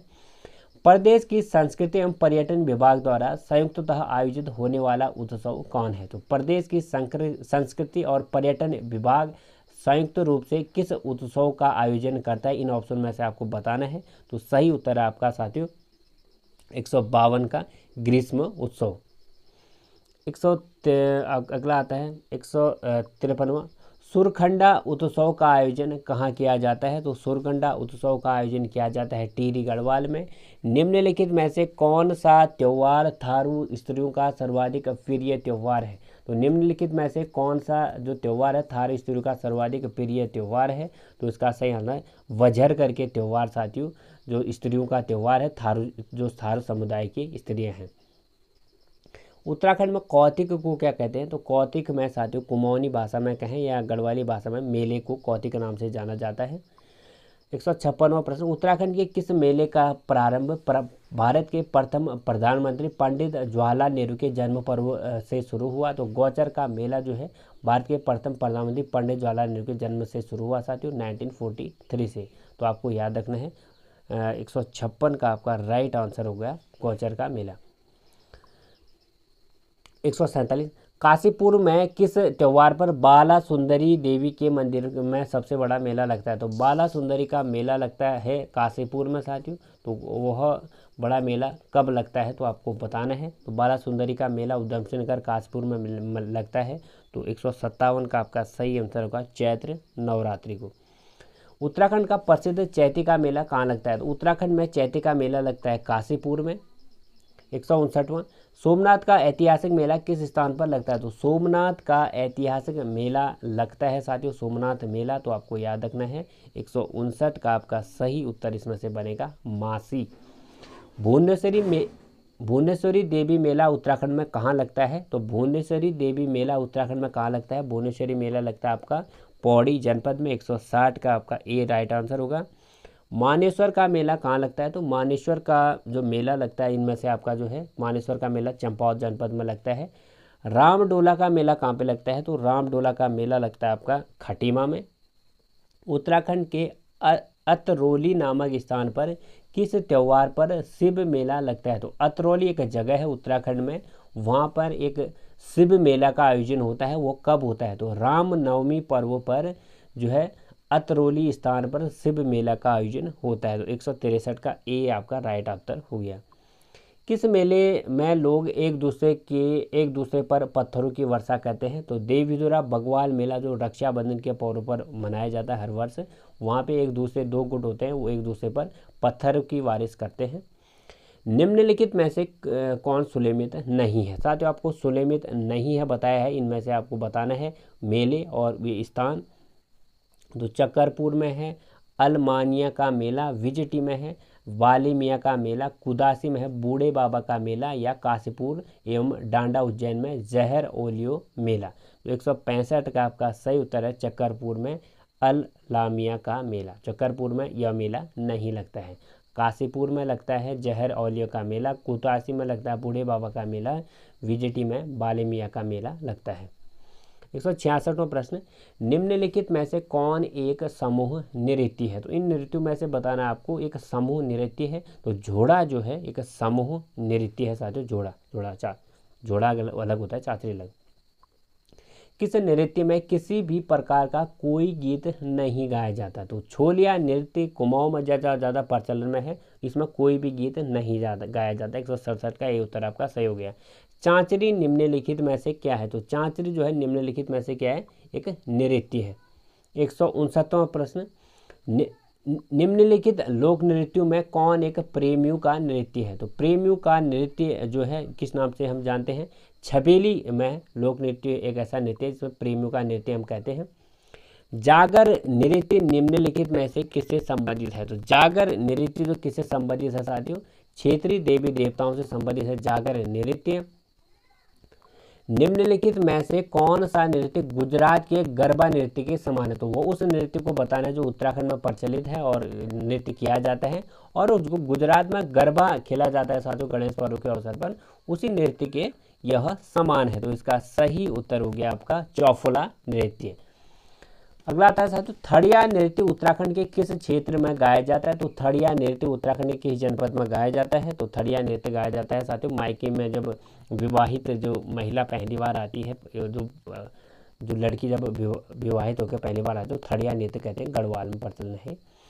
साहित्यिक, सामाजिक और सांस्कृतिक क्रियाकलापों को करने हेतु श्री राम सेवक सभा की स्थापना कब और कहाँ की गई? तो श्री राम सेवक सभा की स्थापना नैनीताल में हुई। किसके लिए? साहित्यिक, सामाजिक और सांस्कृतिक कार्यक्रमों को करने के लिए। तो श्री राम सेवक सभा की स्थापना की गई साथियों 1918 ईस्वी में नैनीताल जनपद में। 174वां प्रश्न, निम्नलिखित में से कौन एक सांस्कृतिक संगठन कवि सम्मेलन और मुशायरों का आयोजन करता है? तो निम्न में से कौन सा एक सांस्कृतिक संगठन और कवि सम्मेलन और मुशायरों का आयोजन करता है? तो इसका सही उत्तर हो गया आपका दी शारदा संघ। अब सूची 1 और सूची 2 को आपको मिलान करना है, जो ये सांस्कृतिक संस्थाएं हैं और उनके स्थापना वर्ष आपको देने हैं इसमें से। तो श्री हरि संकीर्तन सभा की स्थापना कब हुई? दी बोर्ड हाउस क्लब की स्थापना, जब संस्कृत कला केंद्र की स्थापना, दी नवज्योति संघ की स्थापना। तो इसका आपको ये क्रम दे रखा है, इस क्रम के हिसाब से आपको चलना है। तो 175 का आपका राइट आंसर है साथियों। आपको बताते हैं क्रम वाइज। श्री हरि संकीर्तन सभा की स्थापना जो हुई 1940 में नैनीताल में हुई। दी बोर्ड हाउस क्लब की स्थापना कब? तो दी बोर्ड हाउस क्लब की स्थापना हुई आपकी 1948 में। दी संस्कृत कला केंद्र की स्थापना 1957 में हुई। दी नवज्योति संघ की स्थापना हुई 1965 ईस्वी में। तो इससे हिसाब से आपका सही उत्तर हो गया आपका ऑप्शन नंबर बी। फिर आपको सूची 1 और सूची 2 को मिलान करना है। पछाई ये क्षेत्रीय बोलियां हैं और ये क्षेत्र को कहाँ बोली जाती है? तो पछाई, फालदाकोटी, गंगोई और मज कुमैया जो ये क्षेत्र हैं, ये हो गए हमारी बोलियां और ये कहाँ पे बोली जाती है ये आपको बताना है। तो आपको मिलान ऐसे करना है साथियों, आपको बता देते हैं। तो पछाई जो बोली है कहाँ पे बोली जाती है? अल्मोड़ा में बोली जाती है, चौथा इसका हो गया। फालदाकोटी जो है आपका तीसरा नैनीताल में बोला जाता है। गंगोई बोली जाती है आपकी दानपुर में और मच कुमैया बोली जाती है आपकी गढ़वाल में। तो 176 के हिसाब से हमें चलें क्रम के हिसाब से, तो आपका सही उत्तर होना चाहिए 176 का सी। 177वां आ गया आपका, निम्नलिखित किस भाषा पर नेपाली भाषा का प्रभाव पाया जाता है? तो वह भाषा बतानी है जिसमें आपको नेपाली भाषा प्रयोग हमें देखने को मिलता है। तो अस्कोटी, इसमें हमें नेपाली भाषा का प्रयोग देखने को मिलता है। निम्नलिखित किस भाषा पर तिब्बती भाषा का प्रभाव पाया जाता है? तो किस भाषा पर तिब्बती प्रभाव का हमें प्रभाव देखने को मिलता है? तो जोहारी में तिब्बती भाषा का प्रयोग हमें देखने को मिलता है। अगला सवाल है साथियों, निम्नलिखित किस भाषा को कुमाऊं एवं गढ़वाली का मिला जुला रूप कहा जाता है? तो कुमाऊं जो भाषा है साथियों उसका मिला जुला रूप हम किसे कहते हैं? किस भाषा को कहते हैं? कुमाऊं एवं गढ़वाली का मिला जुला रूप मज कुमैया को। 180वां, उत्तराखंड का कौन सा तीर्थ स्थल शंकराचार्य द्वारा हिंदू धर्म की पुनर्स्थापना का स्थान है? एक बार रिपीट करता हूँ, उत्तराखंड का कौन सा तीर्थ स्थल शंकराचार्य द्वारा हिंदू धर्म की पुनर्स्थापना का स्थान है? तो बद्रीनाथ। 181वां, उत्तराखंड के चारों धाम में कौन एक नहीं है? उत्तराखंड में चारों धाम में से एक नहीं है, देवप्रयाग। 181 का सी आपका सही उत्तर होगा। उत्तराखंड का पवित्र धाम केदारनाथ में किस देवता का मंदिर है? तो उत्तराखंड का जो पवित्र धाम है केदारनाथ, उसमें किस देवता का मंदिर है? शिव का। 183वां प्रश्न, उत्तराखंड का जो महत्वपूर्ण दर्शनीय स्थल है रानीखेत, किस जनपद में स्थित है? तो रानीखेत है हमारा अल्मोड़ा जनपद में। पंचप्रयाग में निम्नलिखित में से कौन एक नहीं है? तो पंचप्रयाग में हमारा नहीं है, देवप्रयाग है, विष्णुप्रयाग है, नंदप्रयाग है, हरिप्रयाग नहीं है। ऑप्शन नंबर इसका करेक्ट आंसर है। साथ ही कुछ आपको स्थान दे रखे हैं दर्शनीय स्थल यानी पर्यटक स्थल, और एक किस जनपद में स्थित है ये आपको बताना है। कालसी स्थित है हमारा देहरादून में, और इसमें आप या भीमगोड़ा स्थित है यहाँ पे देहरादून में। ऋषिकेश है आपका टिहरी गढ़वाल में। तपोवन है नहीं, ऋषिकेश आपका देहरादून में होगा, ऋषिकेश, और तपोवन हो गया आपका टिहरी गढ़वाल में। तो इस हिसाब से जो क्रम बन रहा है आपका 185 वाली का, वो बन रहा है आपका सी। ठीक है। 186वां प्रश्न, कुछ हमारे पर्यटक स्थल हैं और इनको जनपद जो है इनका लोकेट आपको बताना है। तो आपको केदारनाथ कहाँ पे स्थित है? यमुनोत्री, वैजनाथ और देवप्रयाग ये हमारे दर्शनीय स्थल हैं, और ये जनपद ये कहाँ कहाँ स्थित है ये आपको बताने हैं साथियों। तो इसमें आपको बताएं तो केदारनाथ हमारा रुद्रप्रयाग में, और यमुनोत्री हमारी उत्तरकाशी में। ठीक है। वैजनाथ हो गया हमारा अल्मोड़ा जनपद में, और देवप्रयाग हो गया टिहरी जनपद में। तो इस हिसाब से आपका सही उत्तर बनेगा ऑप्शन नंबर 2। 187वां, तो इसमें से 187वां प्रश्न की ओर आपको ले चलते हैं। उत्तराखंड में भगवान राम का एकमात्र मंदिर किस स्थान पर है? तो आपको उस जगह का नाम बताना है भगवान राम का जहाँ पर एकमात्र मंदिर है, वो है हमारा देवप्रयाग। ऑप्शन नंबर 20 का करेक्ट आंसर हो गया। 128वां प्रश्न की ओर आपको ले चलते हैं। निम्नलिखित में से किस मंदिर को राजा मान सिंह ने निर्मित करवाया था? तो उस मंदिर का नाम बताना आपको जिस मंदिर का निर्माण राजा मान सिंह के द्वारा करवाया गया था। तो इसका जो इसमें से आपका जो करेक्ट आंसर होना चाहिए मित्रों, वो होगा आपका गंगा मंदिर। गंगा मंदिर का निर्माण राजा मान सिंह के द्वारा निर्मित करवाया गया था। अगला सवाल 189वां आपका, गोपेश्वर का जो मंदिर है कहाँ स्थित है? आपको बताना है कि गोपेश्वर जो मंदिर है वो कहाँ स्थित है। तो गोपेश्वर का मंदिर है साथियों वो है चमोली जनपद में। इसका सही उत्तर हो गया चमोली।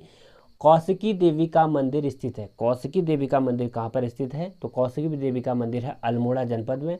फिर आपको कुछ मंदिर दे रखे हैं और उनके सूची स्थल या वो कहाँ पे लोकेटेड हैं या कहाँ पर इनका मंदिर ये बनाए गए हैं, और वो आपको बताने हैं। जैसे सूर्य मंदिर, माता मूर्ति मंदिर, और त्रिजुगी नारायण मंदिर, और टपकेसर सिद्ध मंदिर।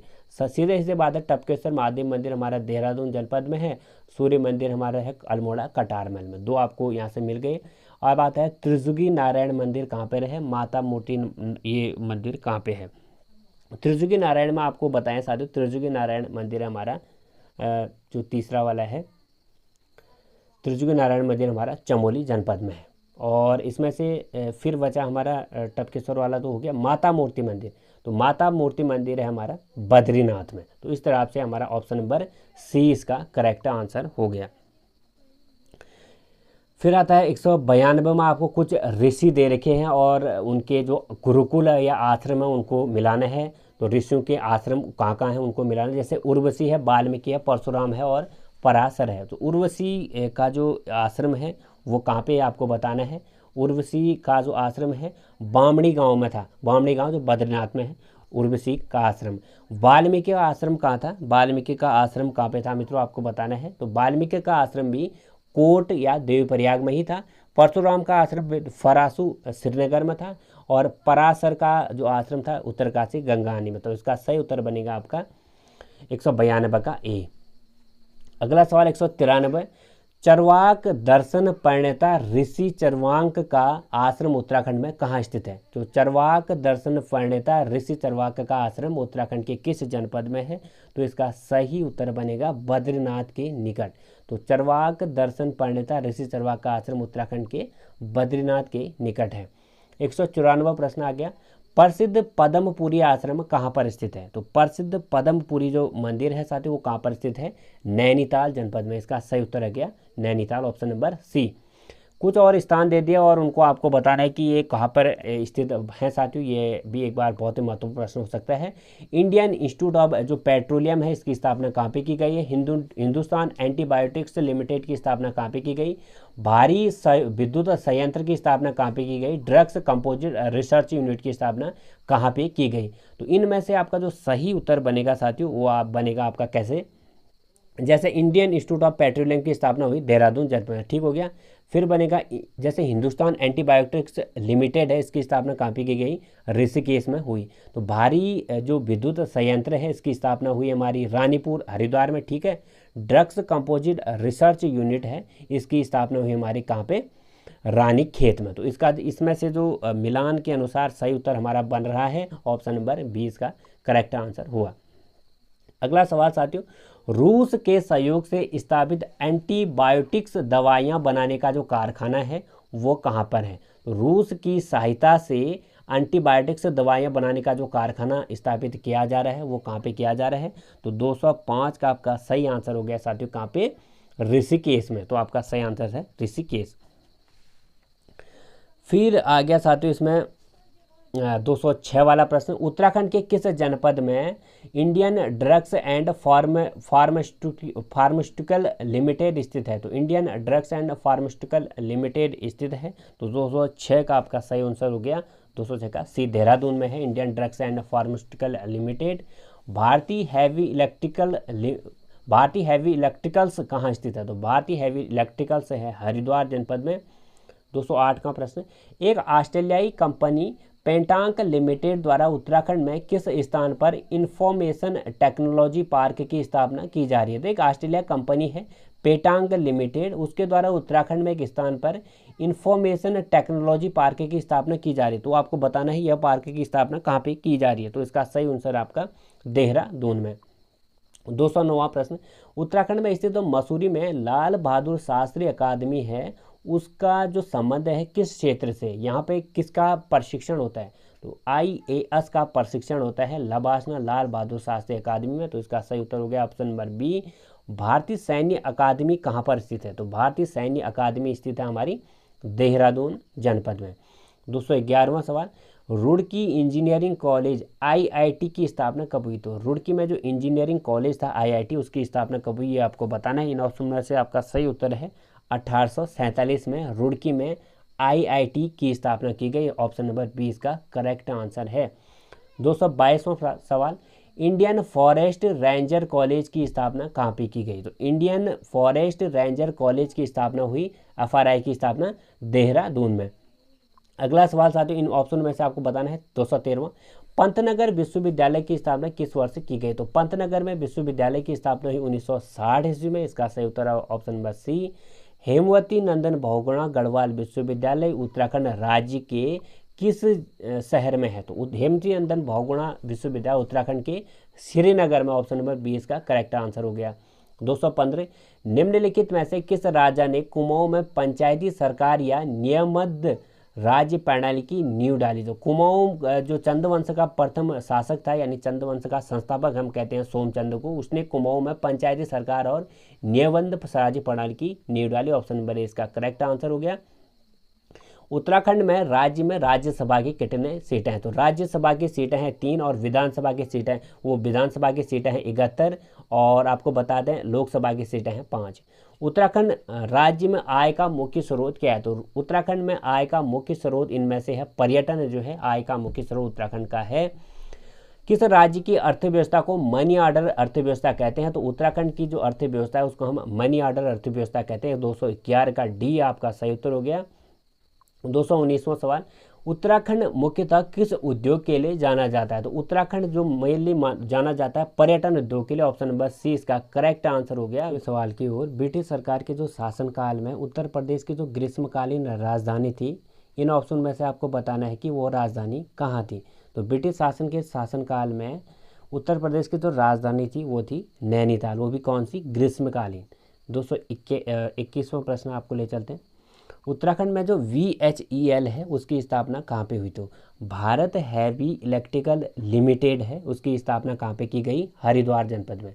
VHEL की आपको फुल फॉर्म हमने बता दिया क्या है, भारत हैवी इलेक्ट्रिकल लिमिटेड, इसकी स्थापना कहाँ पे की गई? हरिद्वार जनपद में। 221 का ए इसका सही उत्तर होगा आपका। 222वां प्रश्न होगा हमारा, पल्प कागज बनाने का तो उद्योग है वो कहाँ पे स्थापित है? तो पल्प कागज की जो सबसे बड़ी मिल है साथियों वो है हमारी लाल कुआं में, इसका सही उत्तर हो गया ऑप्शन नंबर ए। 223वां प्रश्न, वर्तमान में उत्तराखंड राज्य में कुल कितना विद्युत उत्पादन होता है? तो उत्तराखंड राज्य में कुल कितना मेगावाट जो है विद्युत उत्पादन अभी प्रेजेंट टाइम में होता है? तो इसका सही उत्तर चूज करने के लिए आपको ऑप्शनों की मदद जरूर लेनी पड़ेगी। इसका सही उत्तर होगा साथियों आपका 223 का बी, यानी 4348 मेगावाट जो है उत्तराखंड राज्य कुल विद्युत उत्पादन करता है। 224वां सवाल, उच्च श्रेणी का जो कौन सा खनिज उत्तराखंड राज्य में पाया जाता है? तो उच्च श्रेणी का खनिज वो कौन सा है जो उत्तराखंड में पाया जाता है? तो मैग्नीज जो है उत्तराखंड में भूयात रूप में मिलता है, तो उच्च श्रेणी का खनिज है, तो ऑप्शन नंबर ए इसका करेक्ट आंसर है। 225वां सवाल, उत्तराखंड के किस जिले में संगमरमर पाया जाता है? तो आपको बताना है कि उत्तराखंड का वह जनपद जिसमें संगमरमर पाया जाता है वो है हमारा देहरादून। 225 का ए आपका करेक्ट आंसर है। तो साथियों इसमें कुछ जो है खनिज संपदा भी हैं और उनके प्राप्ति स्थान हैं वो आपको बताने हैं कि ये जो खनिज संपदा हैं ये कहाँ पे पाए जाते हैं। तो सूची 1 और सूची 2 में आपको क्रम के अनुसार इनको लगाना है, ये रहा इसका क्रम। तो 226वां सवाल आपके लिए महत्वपूर्ण हो सकता है साथियों आगामी परीक्षाओं के लिए। तो डोलोमाइट कहाँ पे पाया जाता है? डोलोमाइट पाया जाता है हमारा अल्मोड़ा जनपद, डोलोमाइट पाया जाता है हमारा देहरादून जनपद में, ये कंफर्म हो गया आपको। मैग्नेसाइट मिलता है, मैग्नेसाइट मिलता है हमारे अल्मोड़ा जनपद में। तीसरा हो गया सीसा कहाँ पे मिलता है? कुमाऊं में मिलता है। जिप्सम कहाँ पे मिलता है? गढ़वाल में मिलता है। तो इस हिसाब से हम क्रम पे चलें तो 226 का हमारा करेक्ट आंसर बनेगा ऑप्शन नंबर सी। 227वां क्रम आपको ले चलते हैं, चांदी उत्तराखंड के किस जिले में पाई जाती है? तो चांदी जो है उत्तराखंड के किस जिले में हमें पाई जाती है? चांदी पाया जाता है हमारा अल्मोड़ा जनपद में, सही उत्तर हो गया हमारा ए। कुछ और क्रम हमें दे रखे हैं, खनिज दे रखे हैं और इनकी प्राप्ति स्थान और मिलाना आपको, जैसे जिप्सम है, जिप्सम कहाँ पे है? ग्रेफाइट और सेलखरी हो गया और खड़िया हो गया। तो 228 का आपका जो क्रम बनेगा वो किस हिसाब से बनेगा देख लीजिएगा बात। जैसे जिप्सम है ना, जिप्सम मिलेगा हमारा देहरादून जनपद में। ग्रेफाइट कहाँ पे मिलता है? अल्मोड़ा में। और यहाँ पे जो सेलखरी है वो मिलता है गढ़वाल में और खड़िया मिलता है मसूरी में। तो इस हिसाब से हम मान के चलिए तो 228 का जो क्रम है वो 20 का सही उत्तर बनेगा। कुछ और सम्मिलित है साथियों, खनिज से ही संबंधित है। चूना पत्थर कहाँ पे मिलेगा और डोलोमाइट कहाँ पे मिलेगा? जिप्सम और मैग्नेसाइट। तो इसका क्रम आपको ऐसे याद करना पड़ेगा, ये सारे आपके परीक्षा दृष्टि से महत्वपूर्ण साथियों, तभी हमने इसमें ऐड किए हुए। जैसे चूना पत्थर है, चूना पत्थर मिलता है देहरादून में, तो ए का 2 हो गया। फिर बनेगा इसका आपका डोलोमाइट, डोलोमाइट मिलता है टिहरी में और जिप्सम मिलता है हमारा गढ़वाल में और मैग्नेसाइट मिलता है अल्मोड़ा में। ये इसका सही उत्तर हो गया। बाजपुर में किस देश की पर्यटन संस्था हवाई अड्डा विकसित कर रही है? बाजपुर में किस देश की पर्यटन संस्था हवाई अड्डा विकसित कर रही है? तो हवाई अड्डा विकसित कर रही है साथियों स्विट्जरलैंड की संस्था, तो इसका सही उत्तर होगा आपका स्विट्जरलैंड। 231वां सवाल, पर्यटन संस्था जो स्विस कनेक्ट है, पर्यटन संस्था के एक स्विस कनेक्ट नाम से किसके सहयोग से उत्तराखंड में एक हवाई अड्डा विकसित कर रही है? तो पर्यटन संस्था स्विस कनेक्ट के सहयोग से उत्तराखंड के किस जगह पर एक हवाई अड्डा विकसित किया जा रहा है, इसका नाम बताइए। तो इसका सही उत्तर बनेगा आपका बाजपुर। जौलीग्रांट हवाई अड्डा कहाँ पर स्थित है? जौलीग्रांट हवाई अड्डा आप लोग शायद जानते हो देहरादून जनपद में है। 233वां, उत्तराखंड में किस स्थान पर हवाई पट्टी नहीं है साथियों? गौचर में हवाई पट्टी है, जौलीग्रांट में है, फूलबाग में है, किच्छा में कोई भी हवाई पट्टी नहीं है। जो 234वां सवाल, कौन सा राष्ट्रीय राजमार्ग उत्तराखंड को राष्ट्रीय राजधानी दिल्ली से जोड़ता है? तो नेशनल हाईवे का नाम बताना है आपको जो किसको दिल्ली से जोड़ता है उत्तराखंड को। तो नेशनल हाईवे वो कौन सा होगा जो हाईवे जोड़ता है? तो इसका है NH58। तो नेशनल हाईवे राष्ट्रीय राजमार्ग संख्या 58 जो है उत्तराखंड को दिल्ली से जोड़ता है। 235वां सवाल, देहरादून को देश के अन्य हिस्सों से राष्ट्रीय राजमार्गों की कौन सी संख्या जोड़ती है? देहरादून को देश के अन्य हिस्सों से राष्ट्रीय राजमार्ग कौन सा जोड़ता है? तो इसका सही उत्तर होगा आपका NH-45। 236वां सवाल, उत्तराखंड राज्य के किस जनपद में रेलवे लाइन जो है सर्वाधिक है? तो उत्तराखंड राज्य के किस जनपद में सबसे ज़्यादा रेलवे लाइन है? वो है हमारा नैनीताल। 236 का सी आपका सही उत्तर होना चाहिए। वर्ष 2011 की जनगणना के अनुसार उत्तराखंड की जो जनसंख्या है इन ऑप्शन में से आपको बतानी है। तो उत्तराखंड की जो जनसंख्या है 2011 के अकॉर्डिंग वो रही, ये आपको याद रखना 100086292, ऐसे आपको याद रखोगे। फ़ोन नंबर जैसे आप याद रखते हो तो आपको याद हो जानी है। 238वां, उत्तराखंड में देश की कुल जनसंख्या का कितना प्रतिशत भाग निवास करता है? तो उत्तराखंड में देश की यानी भारत देश की बात हो रही है यहाँ पे, भारत की कुल जनसंख्या कितना प्रतिशत भाग निवास करता है? 0.83। तो 0.83 जो लोग हैं पूरे भारत देश के उत्तराखंड में यहाँ पे निवास करते हैं। 239वां सवाल, उत्तराखंड राज्य का क्षेत्रफल जो है भारत के क्षेत्रफल का कितना प्रतिशत है? तो उत्तराखंड राज्य का तो क्षेत्रफल है, भारत के क्षेत्रफल का कितना परसेंट है वो आपको बताना है। तो 1.69% जो है भारत के क्षेत्रफल का हमारा उत्तराखंड क्षेत्रफल कवर करता है। अगला सवाल 240वां, जनसंख्या की दृष्टि से उत्तराखंड देश का कौन सा बड़ा राज्य है? तो जनसंख्या की क्रम में बात करें तो उत्तराखंड राज्य का 29 जो राज्य है उसके क्रम में उत्तराखंड राज्य का क्रम है 20वां। जनसंख्या की दृष्टि से उत्तराखंड देश का कौन सा राज्य है? 20वां राज्य। 241वां, उत्तराखंड का जो सर्वाधिक जनसंख्या वृद्धि वाला जिला कौन सा है? तो जनसंख्या वृद्धि जो सबसे ज़्यादा होती है वो होती है उधम सिंह नगर में। ऑप्शन नंबर बी आपका करेक्ट आंसर है। 242वां आ गया फिर आपके बाद, उत्तराखंड का न्यूनतम जनसंख्या वृद्धि यानी 2001 और 11 के अकॉर्डिंग वाला जिला कौन है? तो उत्तराखंड का न्यूनतम जनसंख्या वृद्धि कहाँ पे हुई आपको इन ऑप्शन में से बताना है। तो आपका सही आंसर बनेगा गढ़वाल। ठीक है, ये तो थोड़ा सा मिस मतलब गढ़वाल में कोई जनपद नहीं है साथियों, ये थोड़ा सा यहाँ पे मिस टाइप हो गया आई थिंक, ये आपको करेक्ट ये गलत कर लीजिएगा। 243वां, उत्तराखंड का सर्वाधिक जनसंख्या वाला जिला कौन सा है? तो उत्तराखंड का सर्वाधिक जनसंख्या वाला जिला हमारा बनेगा इसमें से हरिद्वार। उत्तराखंड के किस जिले में न्यूनतम जनसंख्या घनत्व है? तो न्यूनतम जनसंख्या घनत्व इसमें से जो है वह हमारा उत्तरकाशी। उत्तराखंड के किस जिले में साक्षरता का प्रतिशत सर्वाधिक है? तो साक्षरता का प्रतिशत सर्वाधिक है देहरादून में। 246वां सवाल, उत्तराखंड के किस जिले में साक्षरता का प्रतिशत न्यूनतम है? तो साक्षरता का प्रतिशत आपका न्यूनतम है उधम सिंह नगर में। 247वां, उत्तराखंड में सर्वाधिक पुरुष साक्षरता वाला जिला कौन सा है? तो पुरुष साक्षरता वाला जिला है रुद्रप्रयाग। उत्तराखंड का सर्वाधिक महिला साक्षरता वाला जिला कौन सा है? तो महिला साक्षरता वाला जिला है हमारा इसमें से देहरादून। 249वां सवाल, उत्तराखंड का न्यूनतम महिला साक्षरता वाला जिला? तो न्यूनतम महिला साक्षरता वाला जिला है उत्तरकाशी। 250वां सवाल, 2011 के जनगणना के अकॉर्डिंग भारतीय जनसंख्या का कितना भाग उत्तराखंड में निवास करता है? ये तो सब लोग जानते हो 0.83%। उत्तराखंड राज्य का जो जनघनत्व है कितना वर्ग किलोमीटर है? तो जनघनत्व जो है उत्तराखंड का 189 प्रति वर्ग किलोमीटर है। 252वां सवाल, साक्षरता दर के मामले में 2011 के जनगणना के अनुसार उत्तराखंड भारतीय राज्यों में किस स्थान पर है? तो जनसंख्या के मामले में हम बात करते हैं तो साक्षरता दर के मामले में 2011 के जनगणना के अकॉर्डिंग उत्तराखंड राज्य 17वें नंबर पे है साक्षरता दर की दृष्टि से। फिर आपको कुछ यहाँ पे सूचियाँ मिलान करनी है कि कौन जिला क्या है।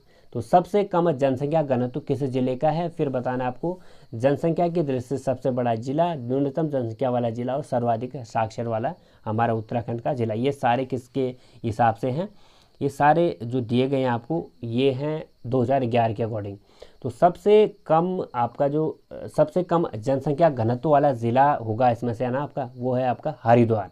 फिर है जनसंख्या की दृष्टि से सबसे बड़ा जिला, जनसंख्या की दृष्टि से सबसे बड़ा जिला है हरिद्वार।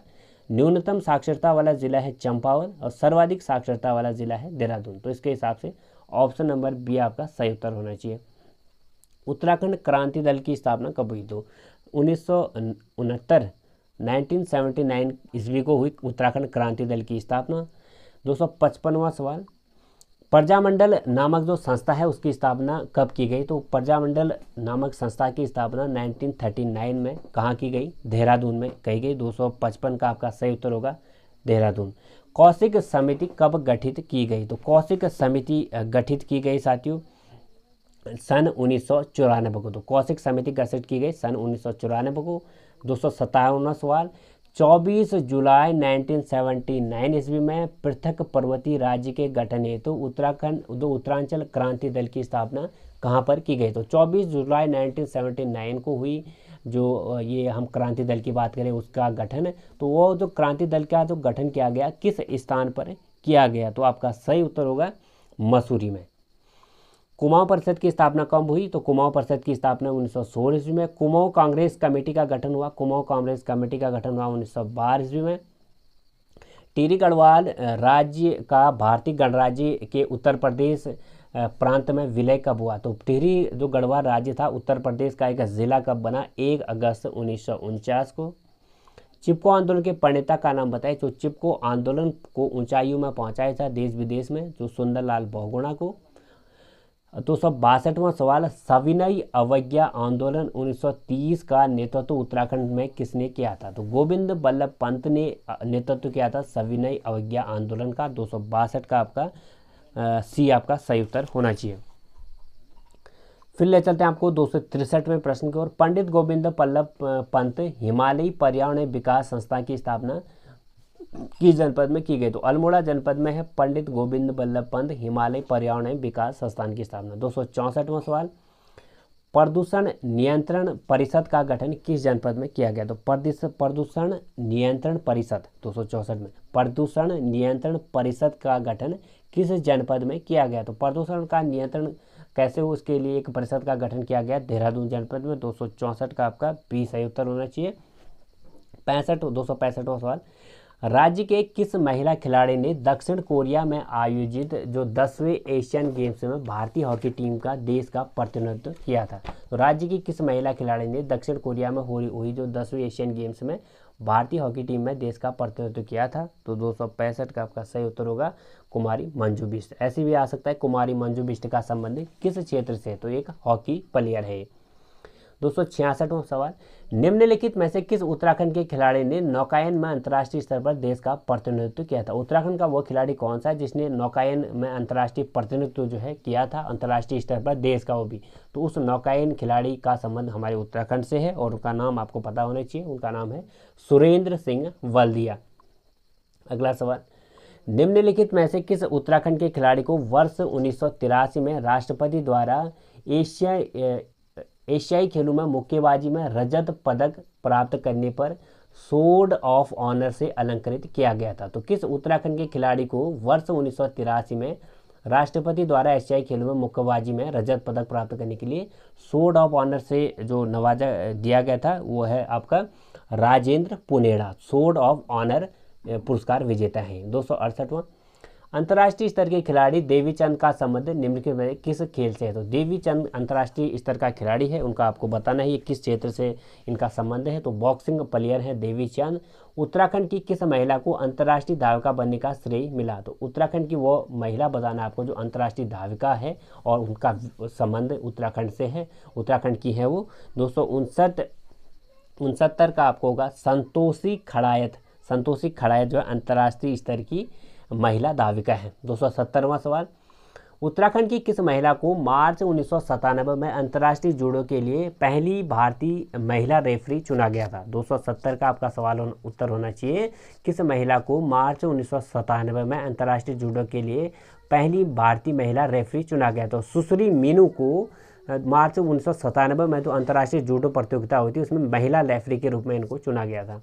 271वां सवाल, श्रीमती वीणा चंदोला को किस वर्ष सर्वश्रेष्ठ महिला खिलाड़ी चुना गया? तो श्रीमती वीणा चंदोला को किस वर्ष सर्वश्रेष्ठ महिला खिलाड़ी चुना गया? तो 271 का आपका सही उत्तर होगा साथियों 1976। तो 1976 में श्रीमती वीणा चंदोला को सर्वश्रेष्ठ महिला खिलाड़ी के रूप में चुना गया।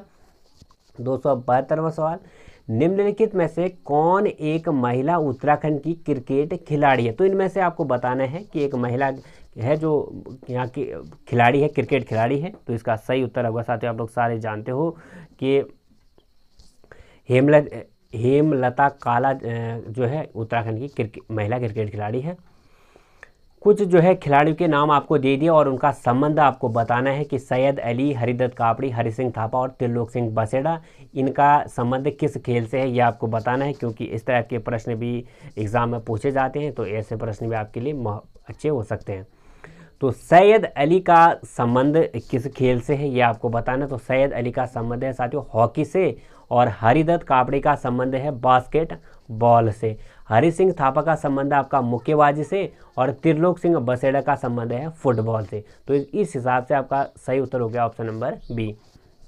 274वां सवाल साथियों, और फिर एक बार आपको खिलाड़ी दे दिया और इनका खेल का संबंध आपको दे दिया। 274 का आपका सही उत्तर होना चाहिए दिनेश असवाल का संबंध किस खेल से है। तो दिनेश असवाल है एक हमारे उत्तराखंड का बॉडी बिल्डर, करमचंद सिंह है पावर लिफ्टिंग वाला, जसपाल राणा है निशानेबाज, देवीचंद है बॉक्सर। तो इस हिसाब से आपका ऑप्शन नंबर ए करेक्ट हो गया। 275वां सवाल, फिर आपको खिलाड़ी दे दिया और उनके खेल दे दिए। हरिप्रिया रौतेला का संबंध किस खेल से है और किस ये आपको बताने हैं। तो हरिप्रिया रौतेला का संबंध किस खेल से है। श्रीमती हंसा शर्मा का संबंध किस खेल से ये आपको बताना है। तो हरिप्रिया रौतेला का जो संबंध है साथियों वो आपको बताएं इसके हिसाब से। हरिप्रिया रौतेला का संबंध है हॉकी से, और हंसा शर्मा का संबंध है भारोत्तोलन से। उम्मेद सिंह का संबंध है वाटर पोलो से, और अरुण कुमार है वॉलीबॉल से। तो इस हिसाब से आपका जो सही उत्तर होना चाहिए ऑप्शन नंबर बी, 275 का बी उत्तर आपका करेक्ट होना चाहिए। 276वें प्रश्न पर आपको ले चलते हैं। निम्नलिखित में से किस खिलाड़ी को मुक्केबाजी के क्षेत्र में अर्जुन पुरस्कार से सम्मानित किया गया। तो उस खिलाड़ी का नाम बताना आपको जिसे मुक्केबाजी में अर्जुन पुरस्कार मिला है। तो पद्म बहादुर मल इसका सही उत्तर हो गया। 277वां प्रश्न, कुछ खिलाड़ी और दे दिया आपको, उनका संबंध उस खेल से देना है जो खेल वो खेलते थे और अपने देश विदेश में उन्हें उस खेल से ख्याति प्राप्त की। तो गीता मनराल का संबंध किस खेल से है, फिर आपको बताना है। राज बहादुर गुरंग का संबंध किस खेल से है, फिर आपको बताना है। मधुमिता बिष्ट का संबंध किस खेल से है, और फिर नरेंद्र सिंह बिष्ट का।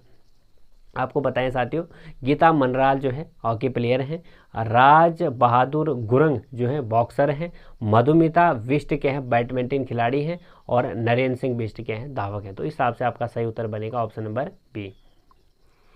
भारत रत्न से सम्मानित गोविंद बल्लभ पंत कहाँ के मूल निवासी हैं। तो अल्मोड़ा के निवासी हमारे भारत रत्न प्राप्त करता। कब मिला था भारत रत्न? 1957 में।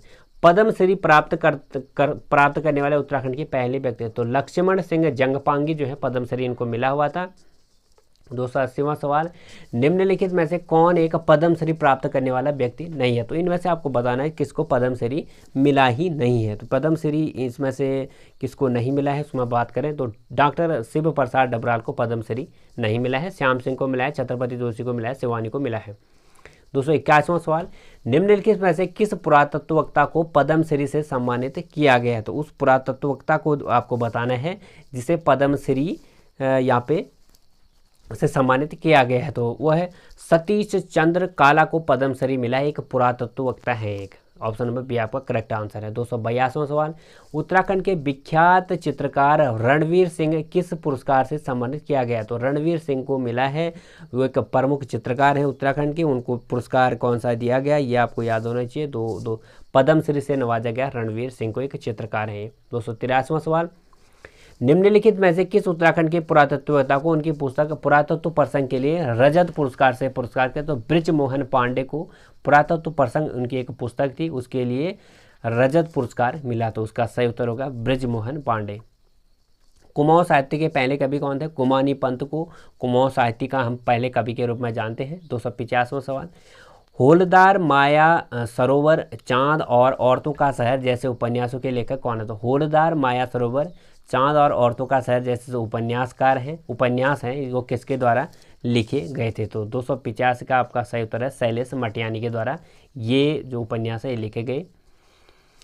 द वैली ऑफ फ्लावर्स के रचनाकार हैं। द वैली ऑफ फ्लावर लिखी गई थी साथियों फ्रैंक स्माइथ के द्वारा। गढ़वाल राज्य की नींव डालने वाला प्रथम राजा कौन था। तो अजय पाल ने गढ़वाल में गढ़ों का एकीकरण किया था, इसलिए इनको गढ़ों का एकीकरण करने के लिए ये संज्ञा दी गई गढ़ नरेश।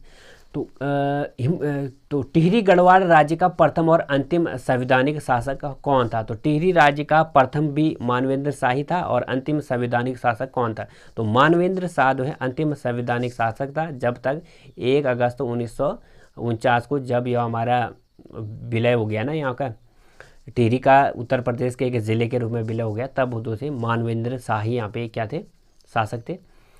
निम्नलिखित में से उत्तराखंड के किस जादूगर ने समूचे विश्व में ख्याति प्राप्त की हुई? तो आपको उस जादूगर का नाम बताना है, उत्तराखंड का है वो, जिसने अपनी कला से पूरे विश्व में ख्याति पर अर्जित की हुई। तो गोगिया पासा उसका नाम। गोगिया पासा का संबंध किससे है? जादूगर है एक उत्तराखंड के।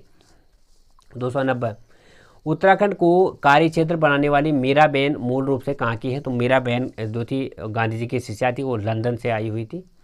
291 सवाल उत्तराखंड की किस महान विभूति की 1942 ईस्वी के आंदोलन में जेल की सजा होने पर जेल में भूख हड़ताल से मृत्यु हो गई थी? तो साथियों 84 दिन के भूख हड़ताल के बाद श्रीदेव सुमन की मृत्यु हो गई थी। 292 सवाल मुझे एक चंद्र सिंह और मिलता तो भारत कभी आज़ाद होता था, उक्त कथन किसका? तो महात्मा गांधी ने चंद्र सिंह गढ़वाली के जो उनका देश आज़ादी में उनका प्रयोग था और उनके कार्य किया था, उसको देखते हुए उनको कहा था कि एक और चंद्र सिंह गढ़वाली मिलता, तो महात्मा गांधी ने कहा था। साथियों इसमें से आपको कुछ जो है इसमें से बताने हैं कौन सुलेमित नहीं है। गंगा प्रसाद विमल और गोविंद चातक टिहरी गढ़वाल से, ये जो है व्यक्ति हैं और एक किस जिले से संबंधित है ये आपको बताना। तो गंगा प्रसाद विमल टिहरी गढ़वाल से संबंधित है, या आपको बताने हैं गोविंद चातक टिहरी गढ़वाल से, इलाचंद जोशी अल्मोड़ा से संबंधित है, पंकज बिष्ट देहरादून से ये संबंधित नहीं है। तो पंकज बिष्ट देहरादून से संबंधित नहीं है और सारे संबंधित हैं। 294वां सवाल उत्तराखंड उच्च न्यायालय के प्रथम रजिस्ट्रार जनरल नियुक्त होने का गौरव किसे मिला है? तो उत्तराखंड उच्च न्यायालय में प्रथम रजिस्ट्रार जनरल नियुक्त हुआ GC रावत। तो GC रावत जो है प्रथम रजिस्ट्रार था हाईकोर्ट उत्तराखंड में। बीज बचाओ आंदोलन के प्रवर्तक के रूप में हम किसको जानते हैं? तो बीज बचाओ आंदोलन के रूप में हम जानते हैं विजय जड़धारी को। अवतार सिंह पंवार का संबंध किस खेल से जुड़ा था? तो अवतार सिंह पंवार का संबंध है कला क्षेत्र से। उत्तराखंड राज्य के प्रख्यात व्यक्तित्व डॉक्टर देवीदत्त पंत कौन थे? देवीदत्त पंत एक वैज्ञानिक थे साथियों। तो अगला कुछ सुलमित करने चर्चित व्यक्ति हैं और उनका क्षेत्र आपको बताना है। तो नंद किशोरी बाबू का संबंध मुकुंदलाल, ललित तिवारी और नरेंद्र सिंह नेगी। 2 सवाल तो आपको आगे नरेंद्र सिंह नेगी गायन से संबंधित है। मुकुंदलाल क्या है साथियों? मुकुंदलाल थे स्वतंत्रता सेनानी। अब आपको बताना है नंद किशोर बाबू और ललित तिवारी। तो इस आपको ये एक क्विक तो हमने आपको बता ही दिया। तो यहाँ से आपको मुकुंदलाल हो गया स्वतंत्रता सेनानी, ललित तिवारी हो गया आपका ललित तिवारी क्या है इसमें से? ललित तिवारी है मित्रों इसमें से आपका अभिनय। ललित तिवारी अभिनय से संबंधित है।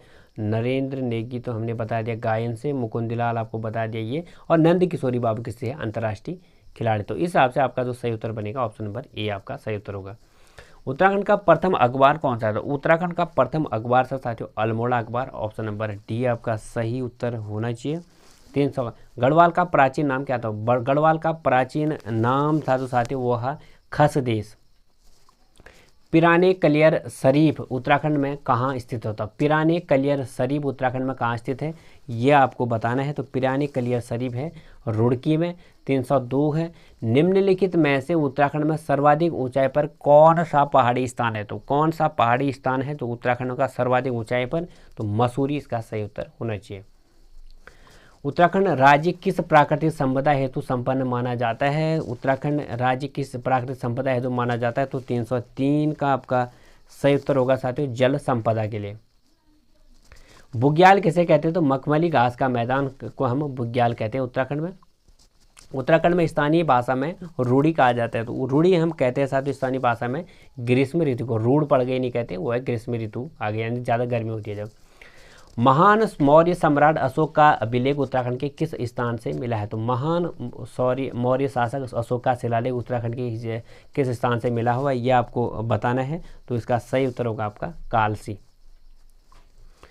किस पुराण में केदारखंड तथा मानसखंड का वर्णन किया गया था? स्कंद पुराण में कुमाऊं क्षेत्र को कहा गया मानसखंड, गढ़वाल क्षेत्र को कहा गया केदारखंड।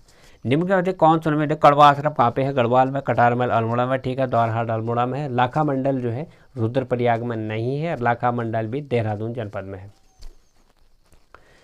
309वां सवाल, रुड़की तहसील किस जिले के अंतर्गत पड़ती है? तो रुड़की जो तहसील है हरिद्वार जनपद के अंतर्गत पड़ती है। उत्तराखंड पुलिस का मुख्यालय कहाँ स्थित है? तो देहरादून में है उत्तराखंड पुलिस का मुख्यालय। साथियों, ये कुछ प्रश्न और हमने ऐड किए हुए हैं ताकि आप लोगों को ये समझ आ जाए। प्रद्युम्न नरेश ने किस युद्ध में गोरखा के विरुद्ध लड़ते हुए शहीद हुए थे? प्रद्युम्न नरेश जो थे किस युद्ध में? गढ़वाल इनसे खुड़बुड़ा युद्ध में। खुड़बुड़ा युद्ध जो निर्णायक युद्ध था साथियों देहरादून में लड़ा गया था गोरखाओं और प्रद्युम्न नरेश के बीच, पवार वंश के शासक थे उसमें। तो यहाँ पे निर्णायक युद्ध में ये हार गए थे। तो खुड़बुड़ा जगह देहरादून में हुआ था। ढोलापाल के आंदोलन संबंधित है शिल्पकार से। निम्नलिखित में से कौन से लोक वाद्य उत्तराखंड से संबंधित है? तो साथियों ढोल, मसकबीन और हुड़का ये तीन वाद्य यंत्र उत्तराखंड में हमारे प्रयोग में लाते हैं। तो ऑप्शन नंबर इसका सही आंसर ये हो गया। कुछ जो मेले हैं और वो कहाँ पे लगते हैं ये आपको बताने। तो विश्व मेला कहाँ पे लगता है? सुरकंडा देवी कुंभ मेला लगता है हमारा हरिद्वार में, सोमनाथ मेला लगता है अल्मोड़ा में, और सुरकंडा देवी मेला लगता है टिहरी में, विश्व मेला लगता है चक्राता देहरादून में। तो इस हिसाब से आपका जो सही उत्तर होना चाहिए वो होगा आपका 4 का सी। फिर आता है उत्तराखंड प्रदेश में कौन से फल पैदावार नहीं होते? कौन से फल की पैदावार यहाँ पे नहीं होती? माल्टा, लीची होता है, सेब होता है, नारियल फल यहाँ पे नहीं होता। राधा भट्ट द्वारा रचित पुस्तक का नाम बताए। तो राधा भट्ट ने पुस्तक लिखी थी हिमालय की बेटी। निम्न में से कौन नंदा राजा यात्रा से संबंधित है? तो नंदा राजा यात्रा से संबंधित है, छतौली का प्रयोग वहाँ पे होता है। चौसिंगिया खाड़ू जो यहाँ पे प्रयोग में लाया जाता है वो है। तो इसका सही उत्तर होगा सी। उत्तराखंड विधानसभा के प्रथम अध्यक्ष कौन थे? तो उत्तराखंड विधानसभा में आपके प्रथम अध्यक्ष बने साथियों विधानसभा के प्रकाश पंत। उत्तराखंड के प्रथम राज्यपाल थे। तो उत्तराखंड के प्रथम राज्यपाल कौन थे? नित्यानंद स्वामी।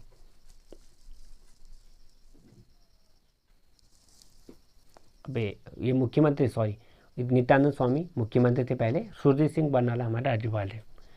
लखवाड़ बांध किस नदी पर बना है? तो लखवाड़ बांध किस नदी पर बना है? यमुना नदी पर। आपको इसमें से जो हवाई अड्डे हैं इनको गलत यहाँ पे दिखाना है, यदि हैं तो। पंतनगर हवाई अड्डा नैनीताल जनपद में है, ये आपको है या नहीं है आपको बताना है। गौचर हवाई अड्डा उत्तरकाशी में है। नैनीसैनी हवाई अड्डा पिथौरागढ़ में है, या ये और भी दोनों गलत हैं। तो इसमें से पंतनगर हवाई अड्डा यूएस नगर में है साथियों। गौचर हवाई अड्डा चमोली जनपद में है, और इसमें से ए और बी दोनों गलत हैं। कुछ जो है पार्क भी दे रखे हैं, आपको इसका गलत युग्म चूज करना है। गंगोत्री नेशनल पार्क उत्तरकाशी में है। विनसर वाइल्ड लाइफ सेंचुरी अल्मोड़ा में है, और सोना नदी वाइल्ड लाइफ सेंचुरी यूएस नगर में है। तो इस हिसाब से आपका जो सही उत्तर होगा साथियों ए और बी दोनों सही है। सही युग्म का चयन करना है। सोना नदी वाइल्ड लाइफ सेंचुरी ये यूएस नगर में नहीं है। गंगोत्री उत्तरकाशी में है, विनसर भी अल्मोड़ा में है। फिर आपको कुछ जो है यहाँ पे चूज करना है। उत्तराखंड में wild life institute of India स्थित है। तो उत्तराखंड में देहरादून में wild life institute of India स्थित है।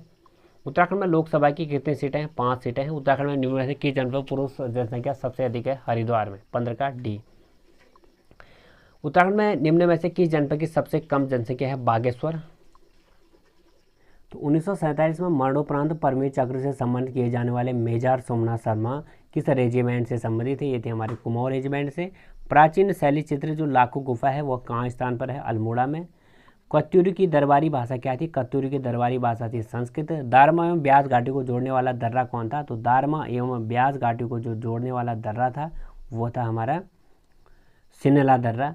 प्रजामंडल की स्थापना का जो उद्देश्य था वो क्या था? तो प्रजामंडल का जो उद्देश्य जनता को टिहरी राज्य के कुशासन से मुक्त करना इसका उद्देश्य था। खतलिंग हिमनद उद्गम स्थान है विलंगना नदी का।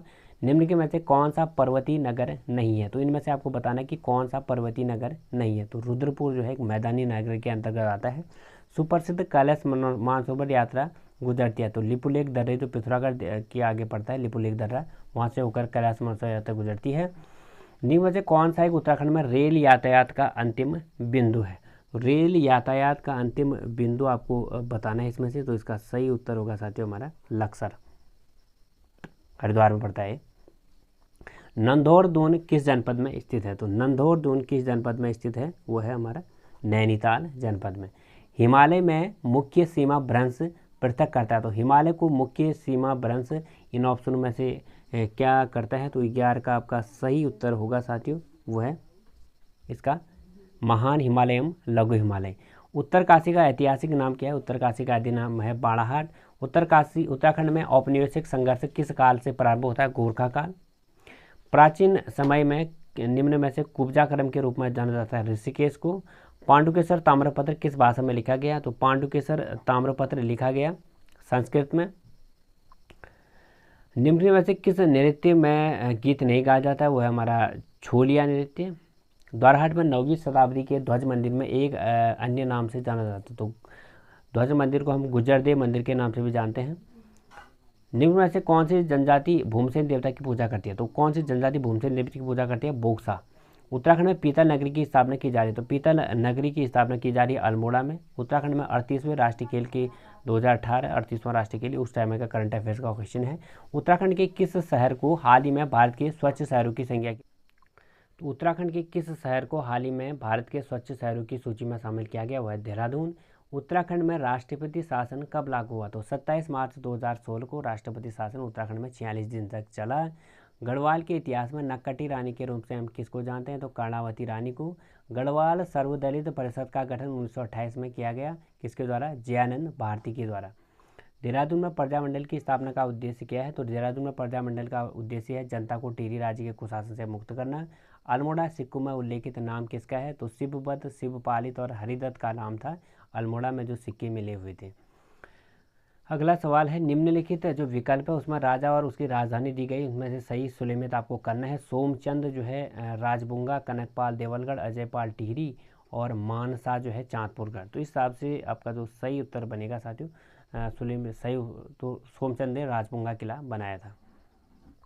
उत्तराखंड में सबसे लंबा हिमनद तो सबसे बड़ा हिमनद है गंगोत्री ग्लेशियर। गोविंद घाट किन नदियों के संगम पर बना है? तो गोविंद घाट है हमारा अलकनंदा और लक्ष्मण गंगा या भ्यूंगार घाट भी हम इसको कहते हैं, उसके संगम पर। निम्न में से कौन सा उत्तराखंड का एक जैव आरक्षित क्षेत्र है? तो जैव आरक्षित क्षेत्र है नंदा देवी जैव मंडल रिजर्व हम कहते हैं इसको। 1988 से स्थापित है नंदा देवी। वर्ष 2011 की जनगणना के अनुसार उत्तराखंड में निम्नांकित में से किस जनपद में जनसंख्या वृद्धि दर ऋणात्मक रही? तो इसके अनुसार आपका सही आंसर होगा अल्मोड़ा। उत्तराखंड में दून किसे कहा जाता है? संरचनात्मक घाटियों को उत्तराखंड का दून कहा जाता है। उत्तरांचल के प्रथम राज्यपाल कौन थे? सुरजीत सिंह बरनाला। उत्तराखंड क्रांति दल के प्रथम अध्यक्ष डी पंत। उत्तराखंड के गांधी के रूप में हम किसे जानते हैं? इंद्रमणि बड़ौनी को। गणदेव सेवा संघ का गठन किया गया था शिवदेव सुमन के द्वारा। वर्ष 2011 की जनगणना के अनुसार उत्तराखंड राज्य की साक्षरता कितनी है? 76.363। निम्न में से कौन उत्तराखंड राज्य की सबसे ऊंची हिमाचित पर्वत चोटी है? नंदा देवी। अगला सवाल है टिहरी जल विद्युत परियोजना और निम्नलिखित में से किन नदियों के संगम पर बनाए गए? भागीरथी और भिलंगना। 1962 के चीन युद्ध में उत्तराखंड की किस जनजाति के तिब्बत के साथ व्यापारिक संबंध थे? भूटिया। निम्नलिखित में से कौन सा ताल उत्तराखंड की रहस्य ताल के रूप में हम जानते हैं? रूपकुंड। उत्तराखंड राज्य की निम्नलिखित खाद्य फसलों में सर्वाधिक क्षेत्रों में बोई जाने वाली फसल है गेहूं। तो साथियों ये हो चुके हमारे आज के एमसीक्यू उत्तराखंड सामान्य ज्ञान के, बहुत ही खास हैं। यदि आप लोगों को अच्छा लगा हो तो प्लीज़, बहुत समय लगा है, बहुत शेयर जरूर करें। वीडियो हमारी अच्छी लगे तो लाइक करें, नए हो तो सब्सक्राइब करें। इसी तरह मैं आनंद मेहरा आपके साथ एक बार फिर से मिलूंगा एमसीक्यूज की एक नई टेस्ट सीरीज के साथ। धन्यवाद वीडियो के अंत तक बने रहने के लिए। God bless you. Have a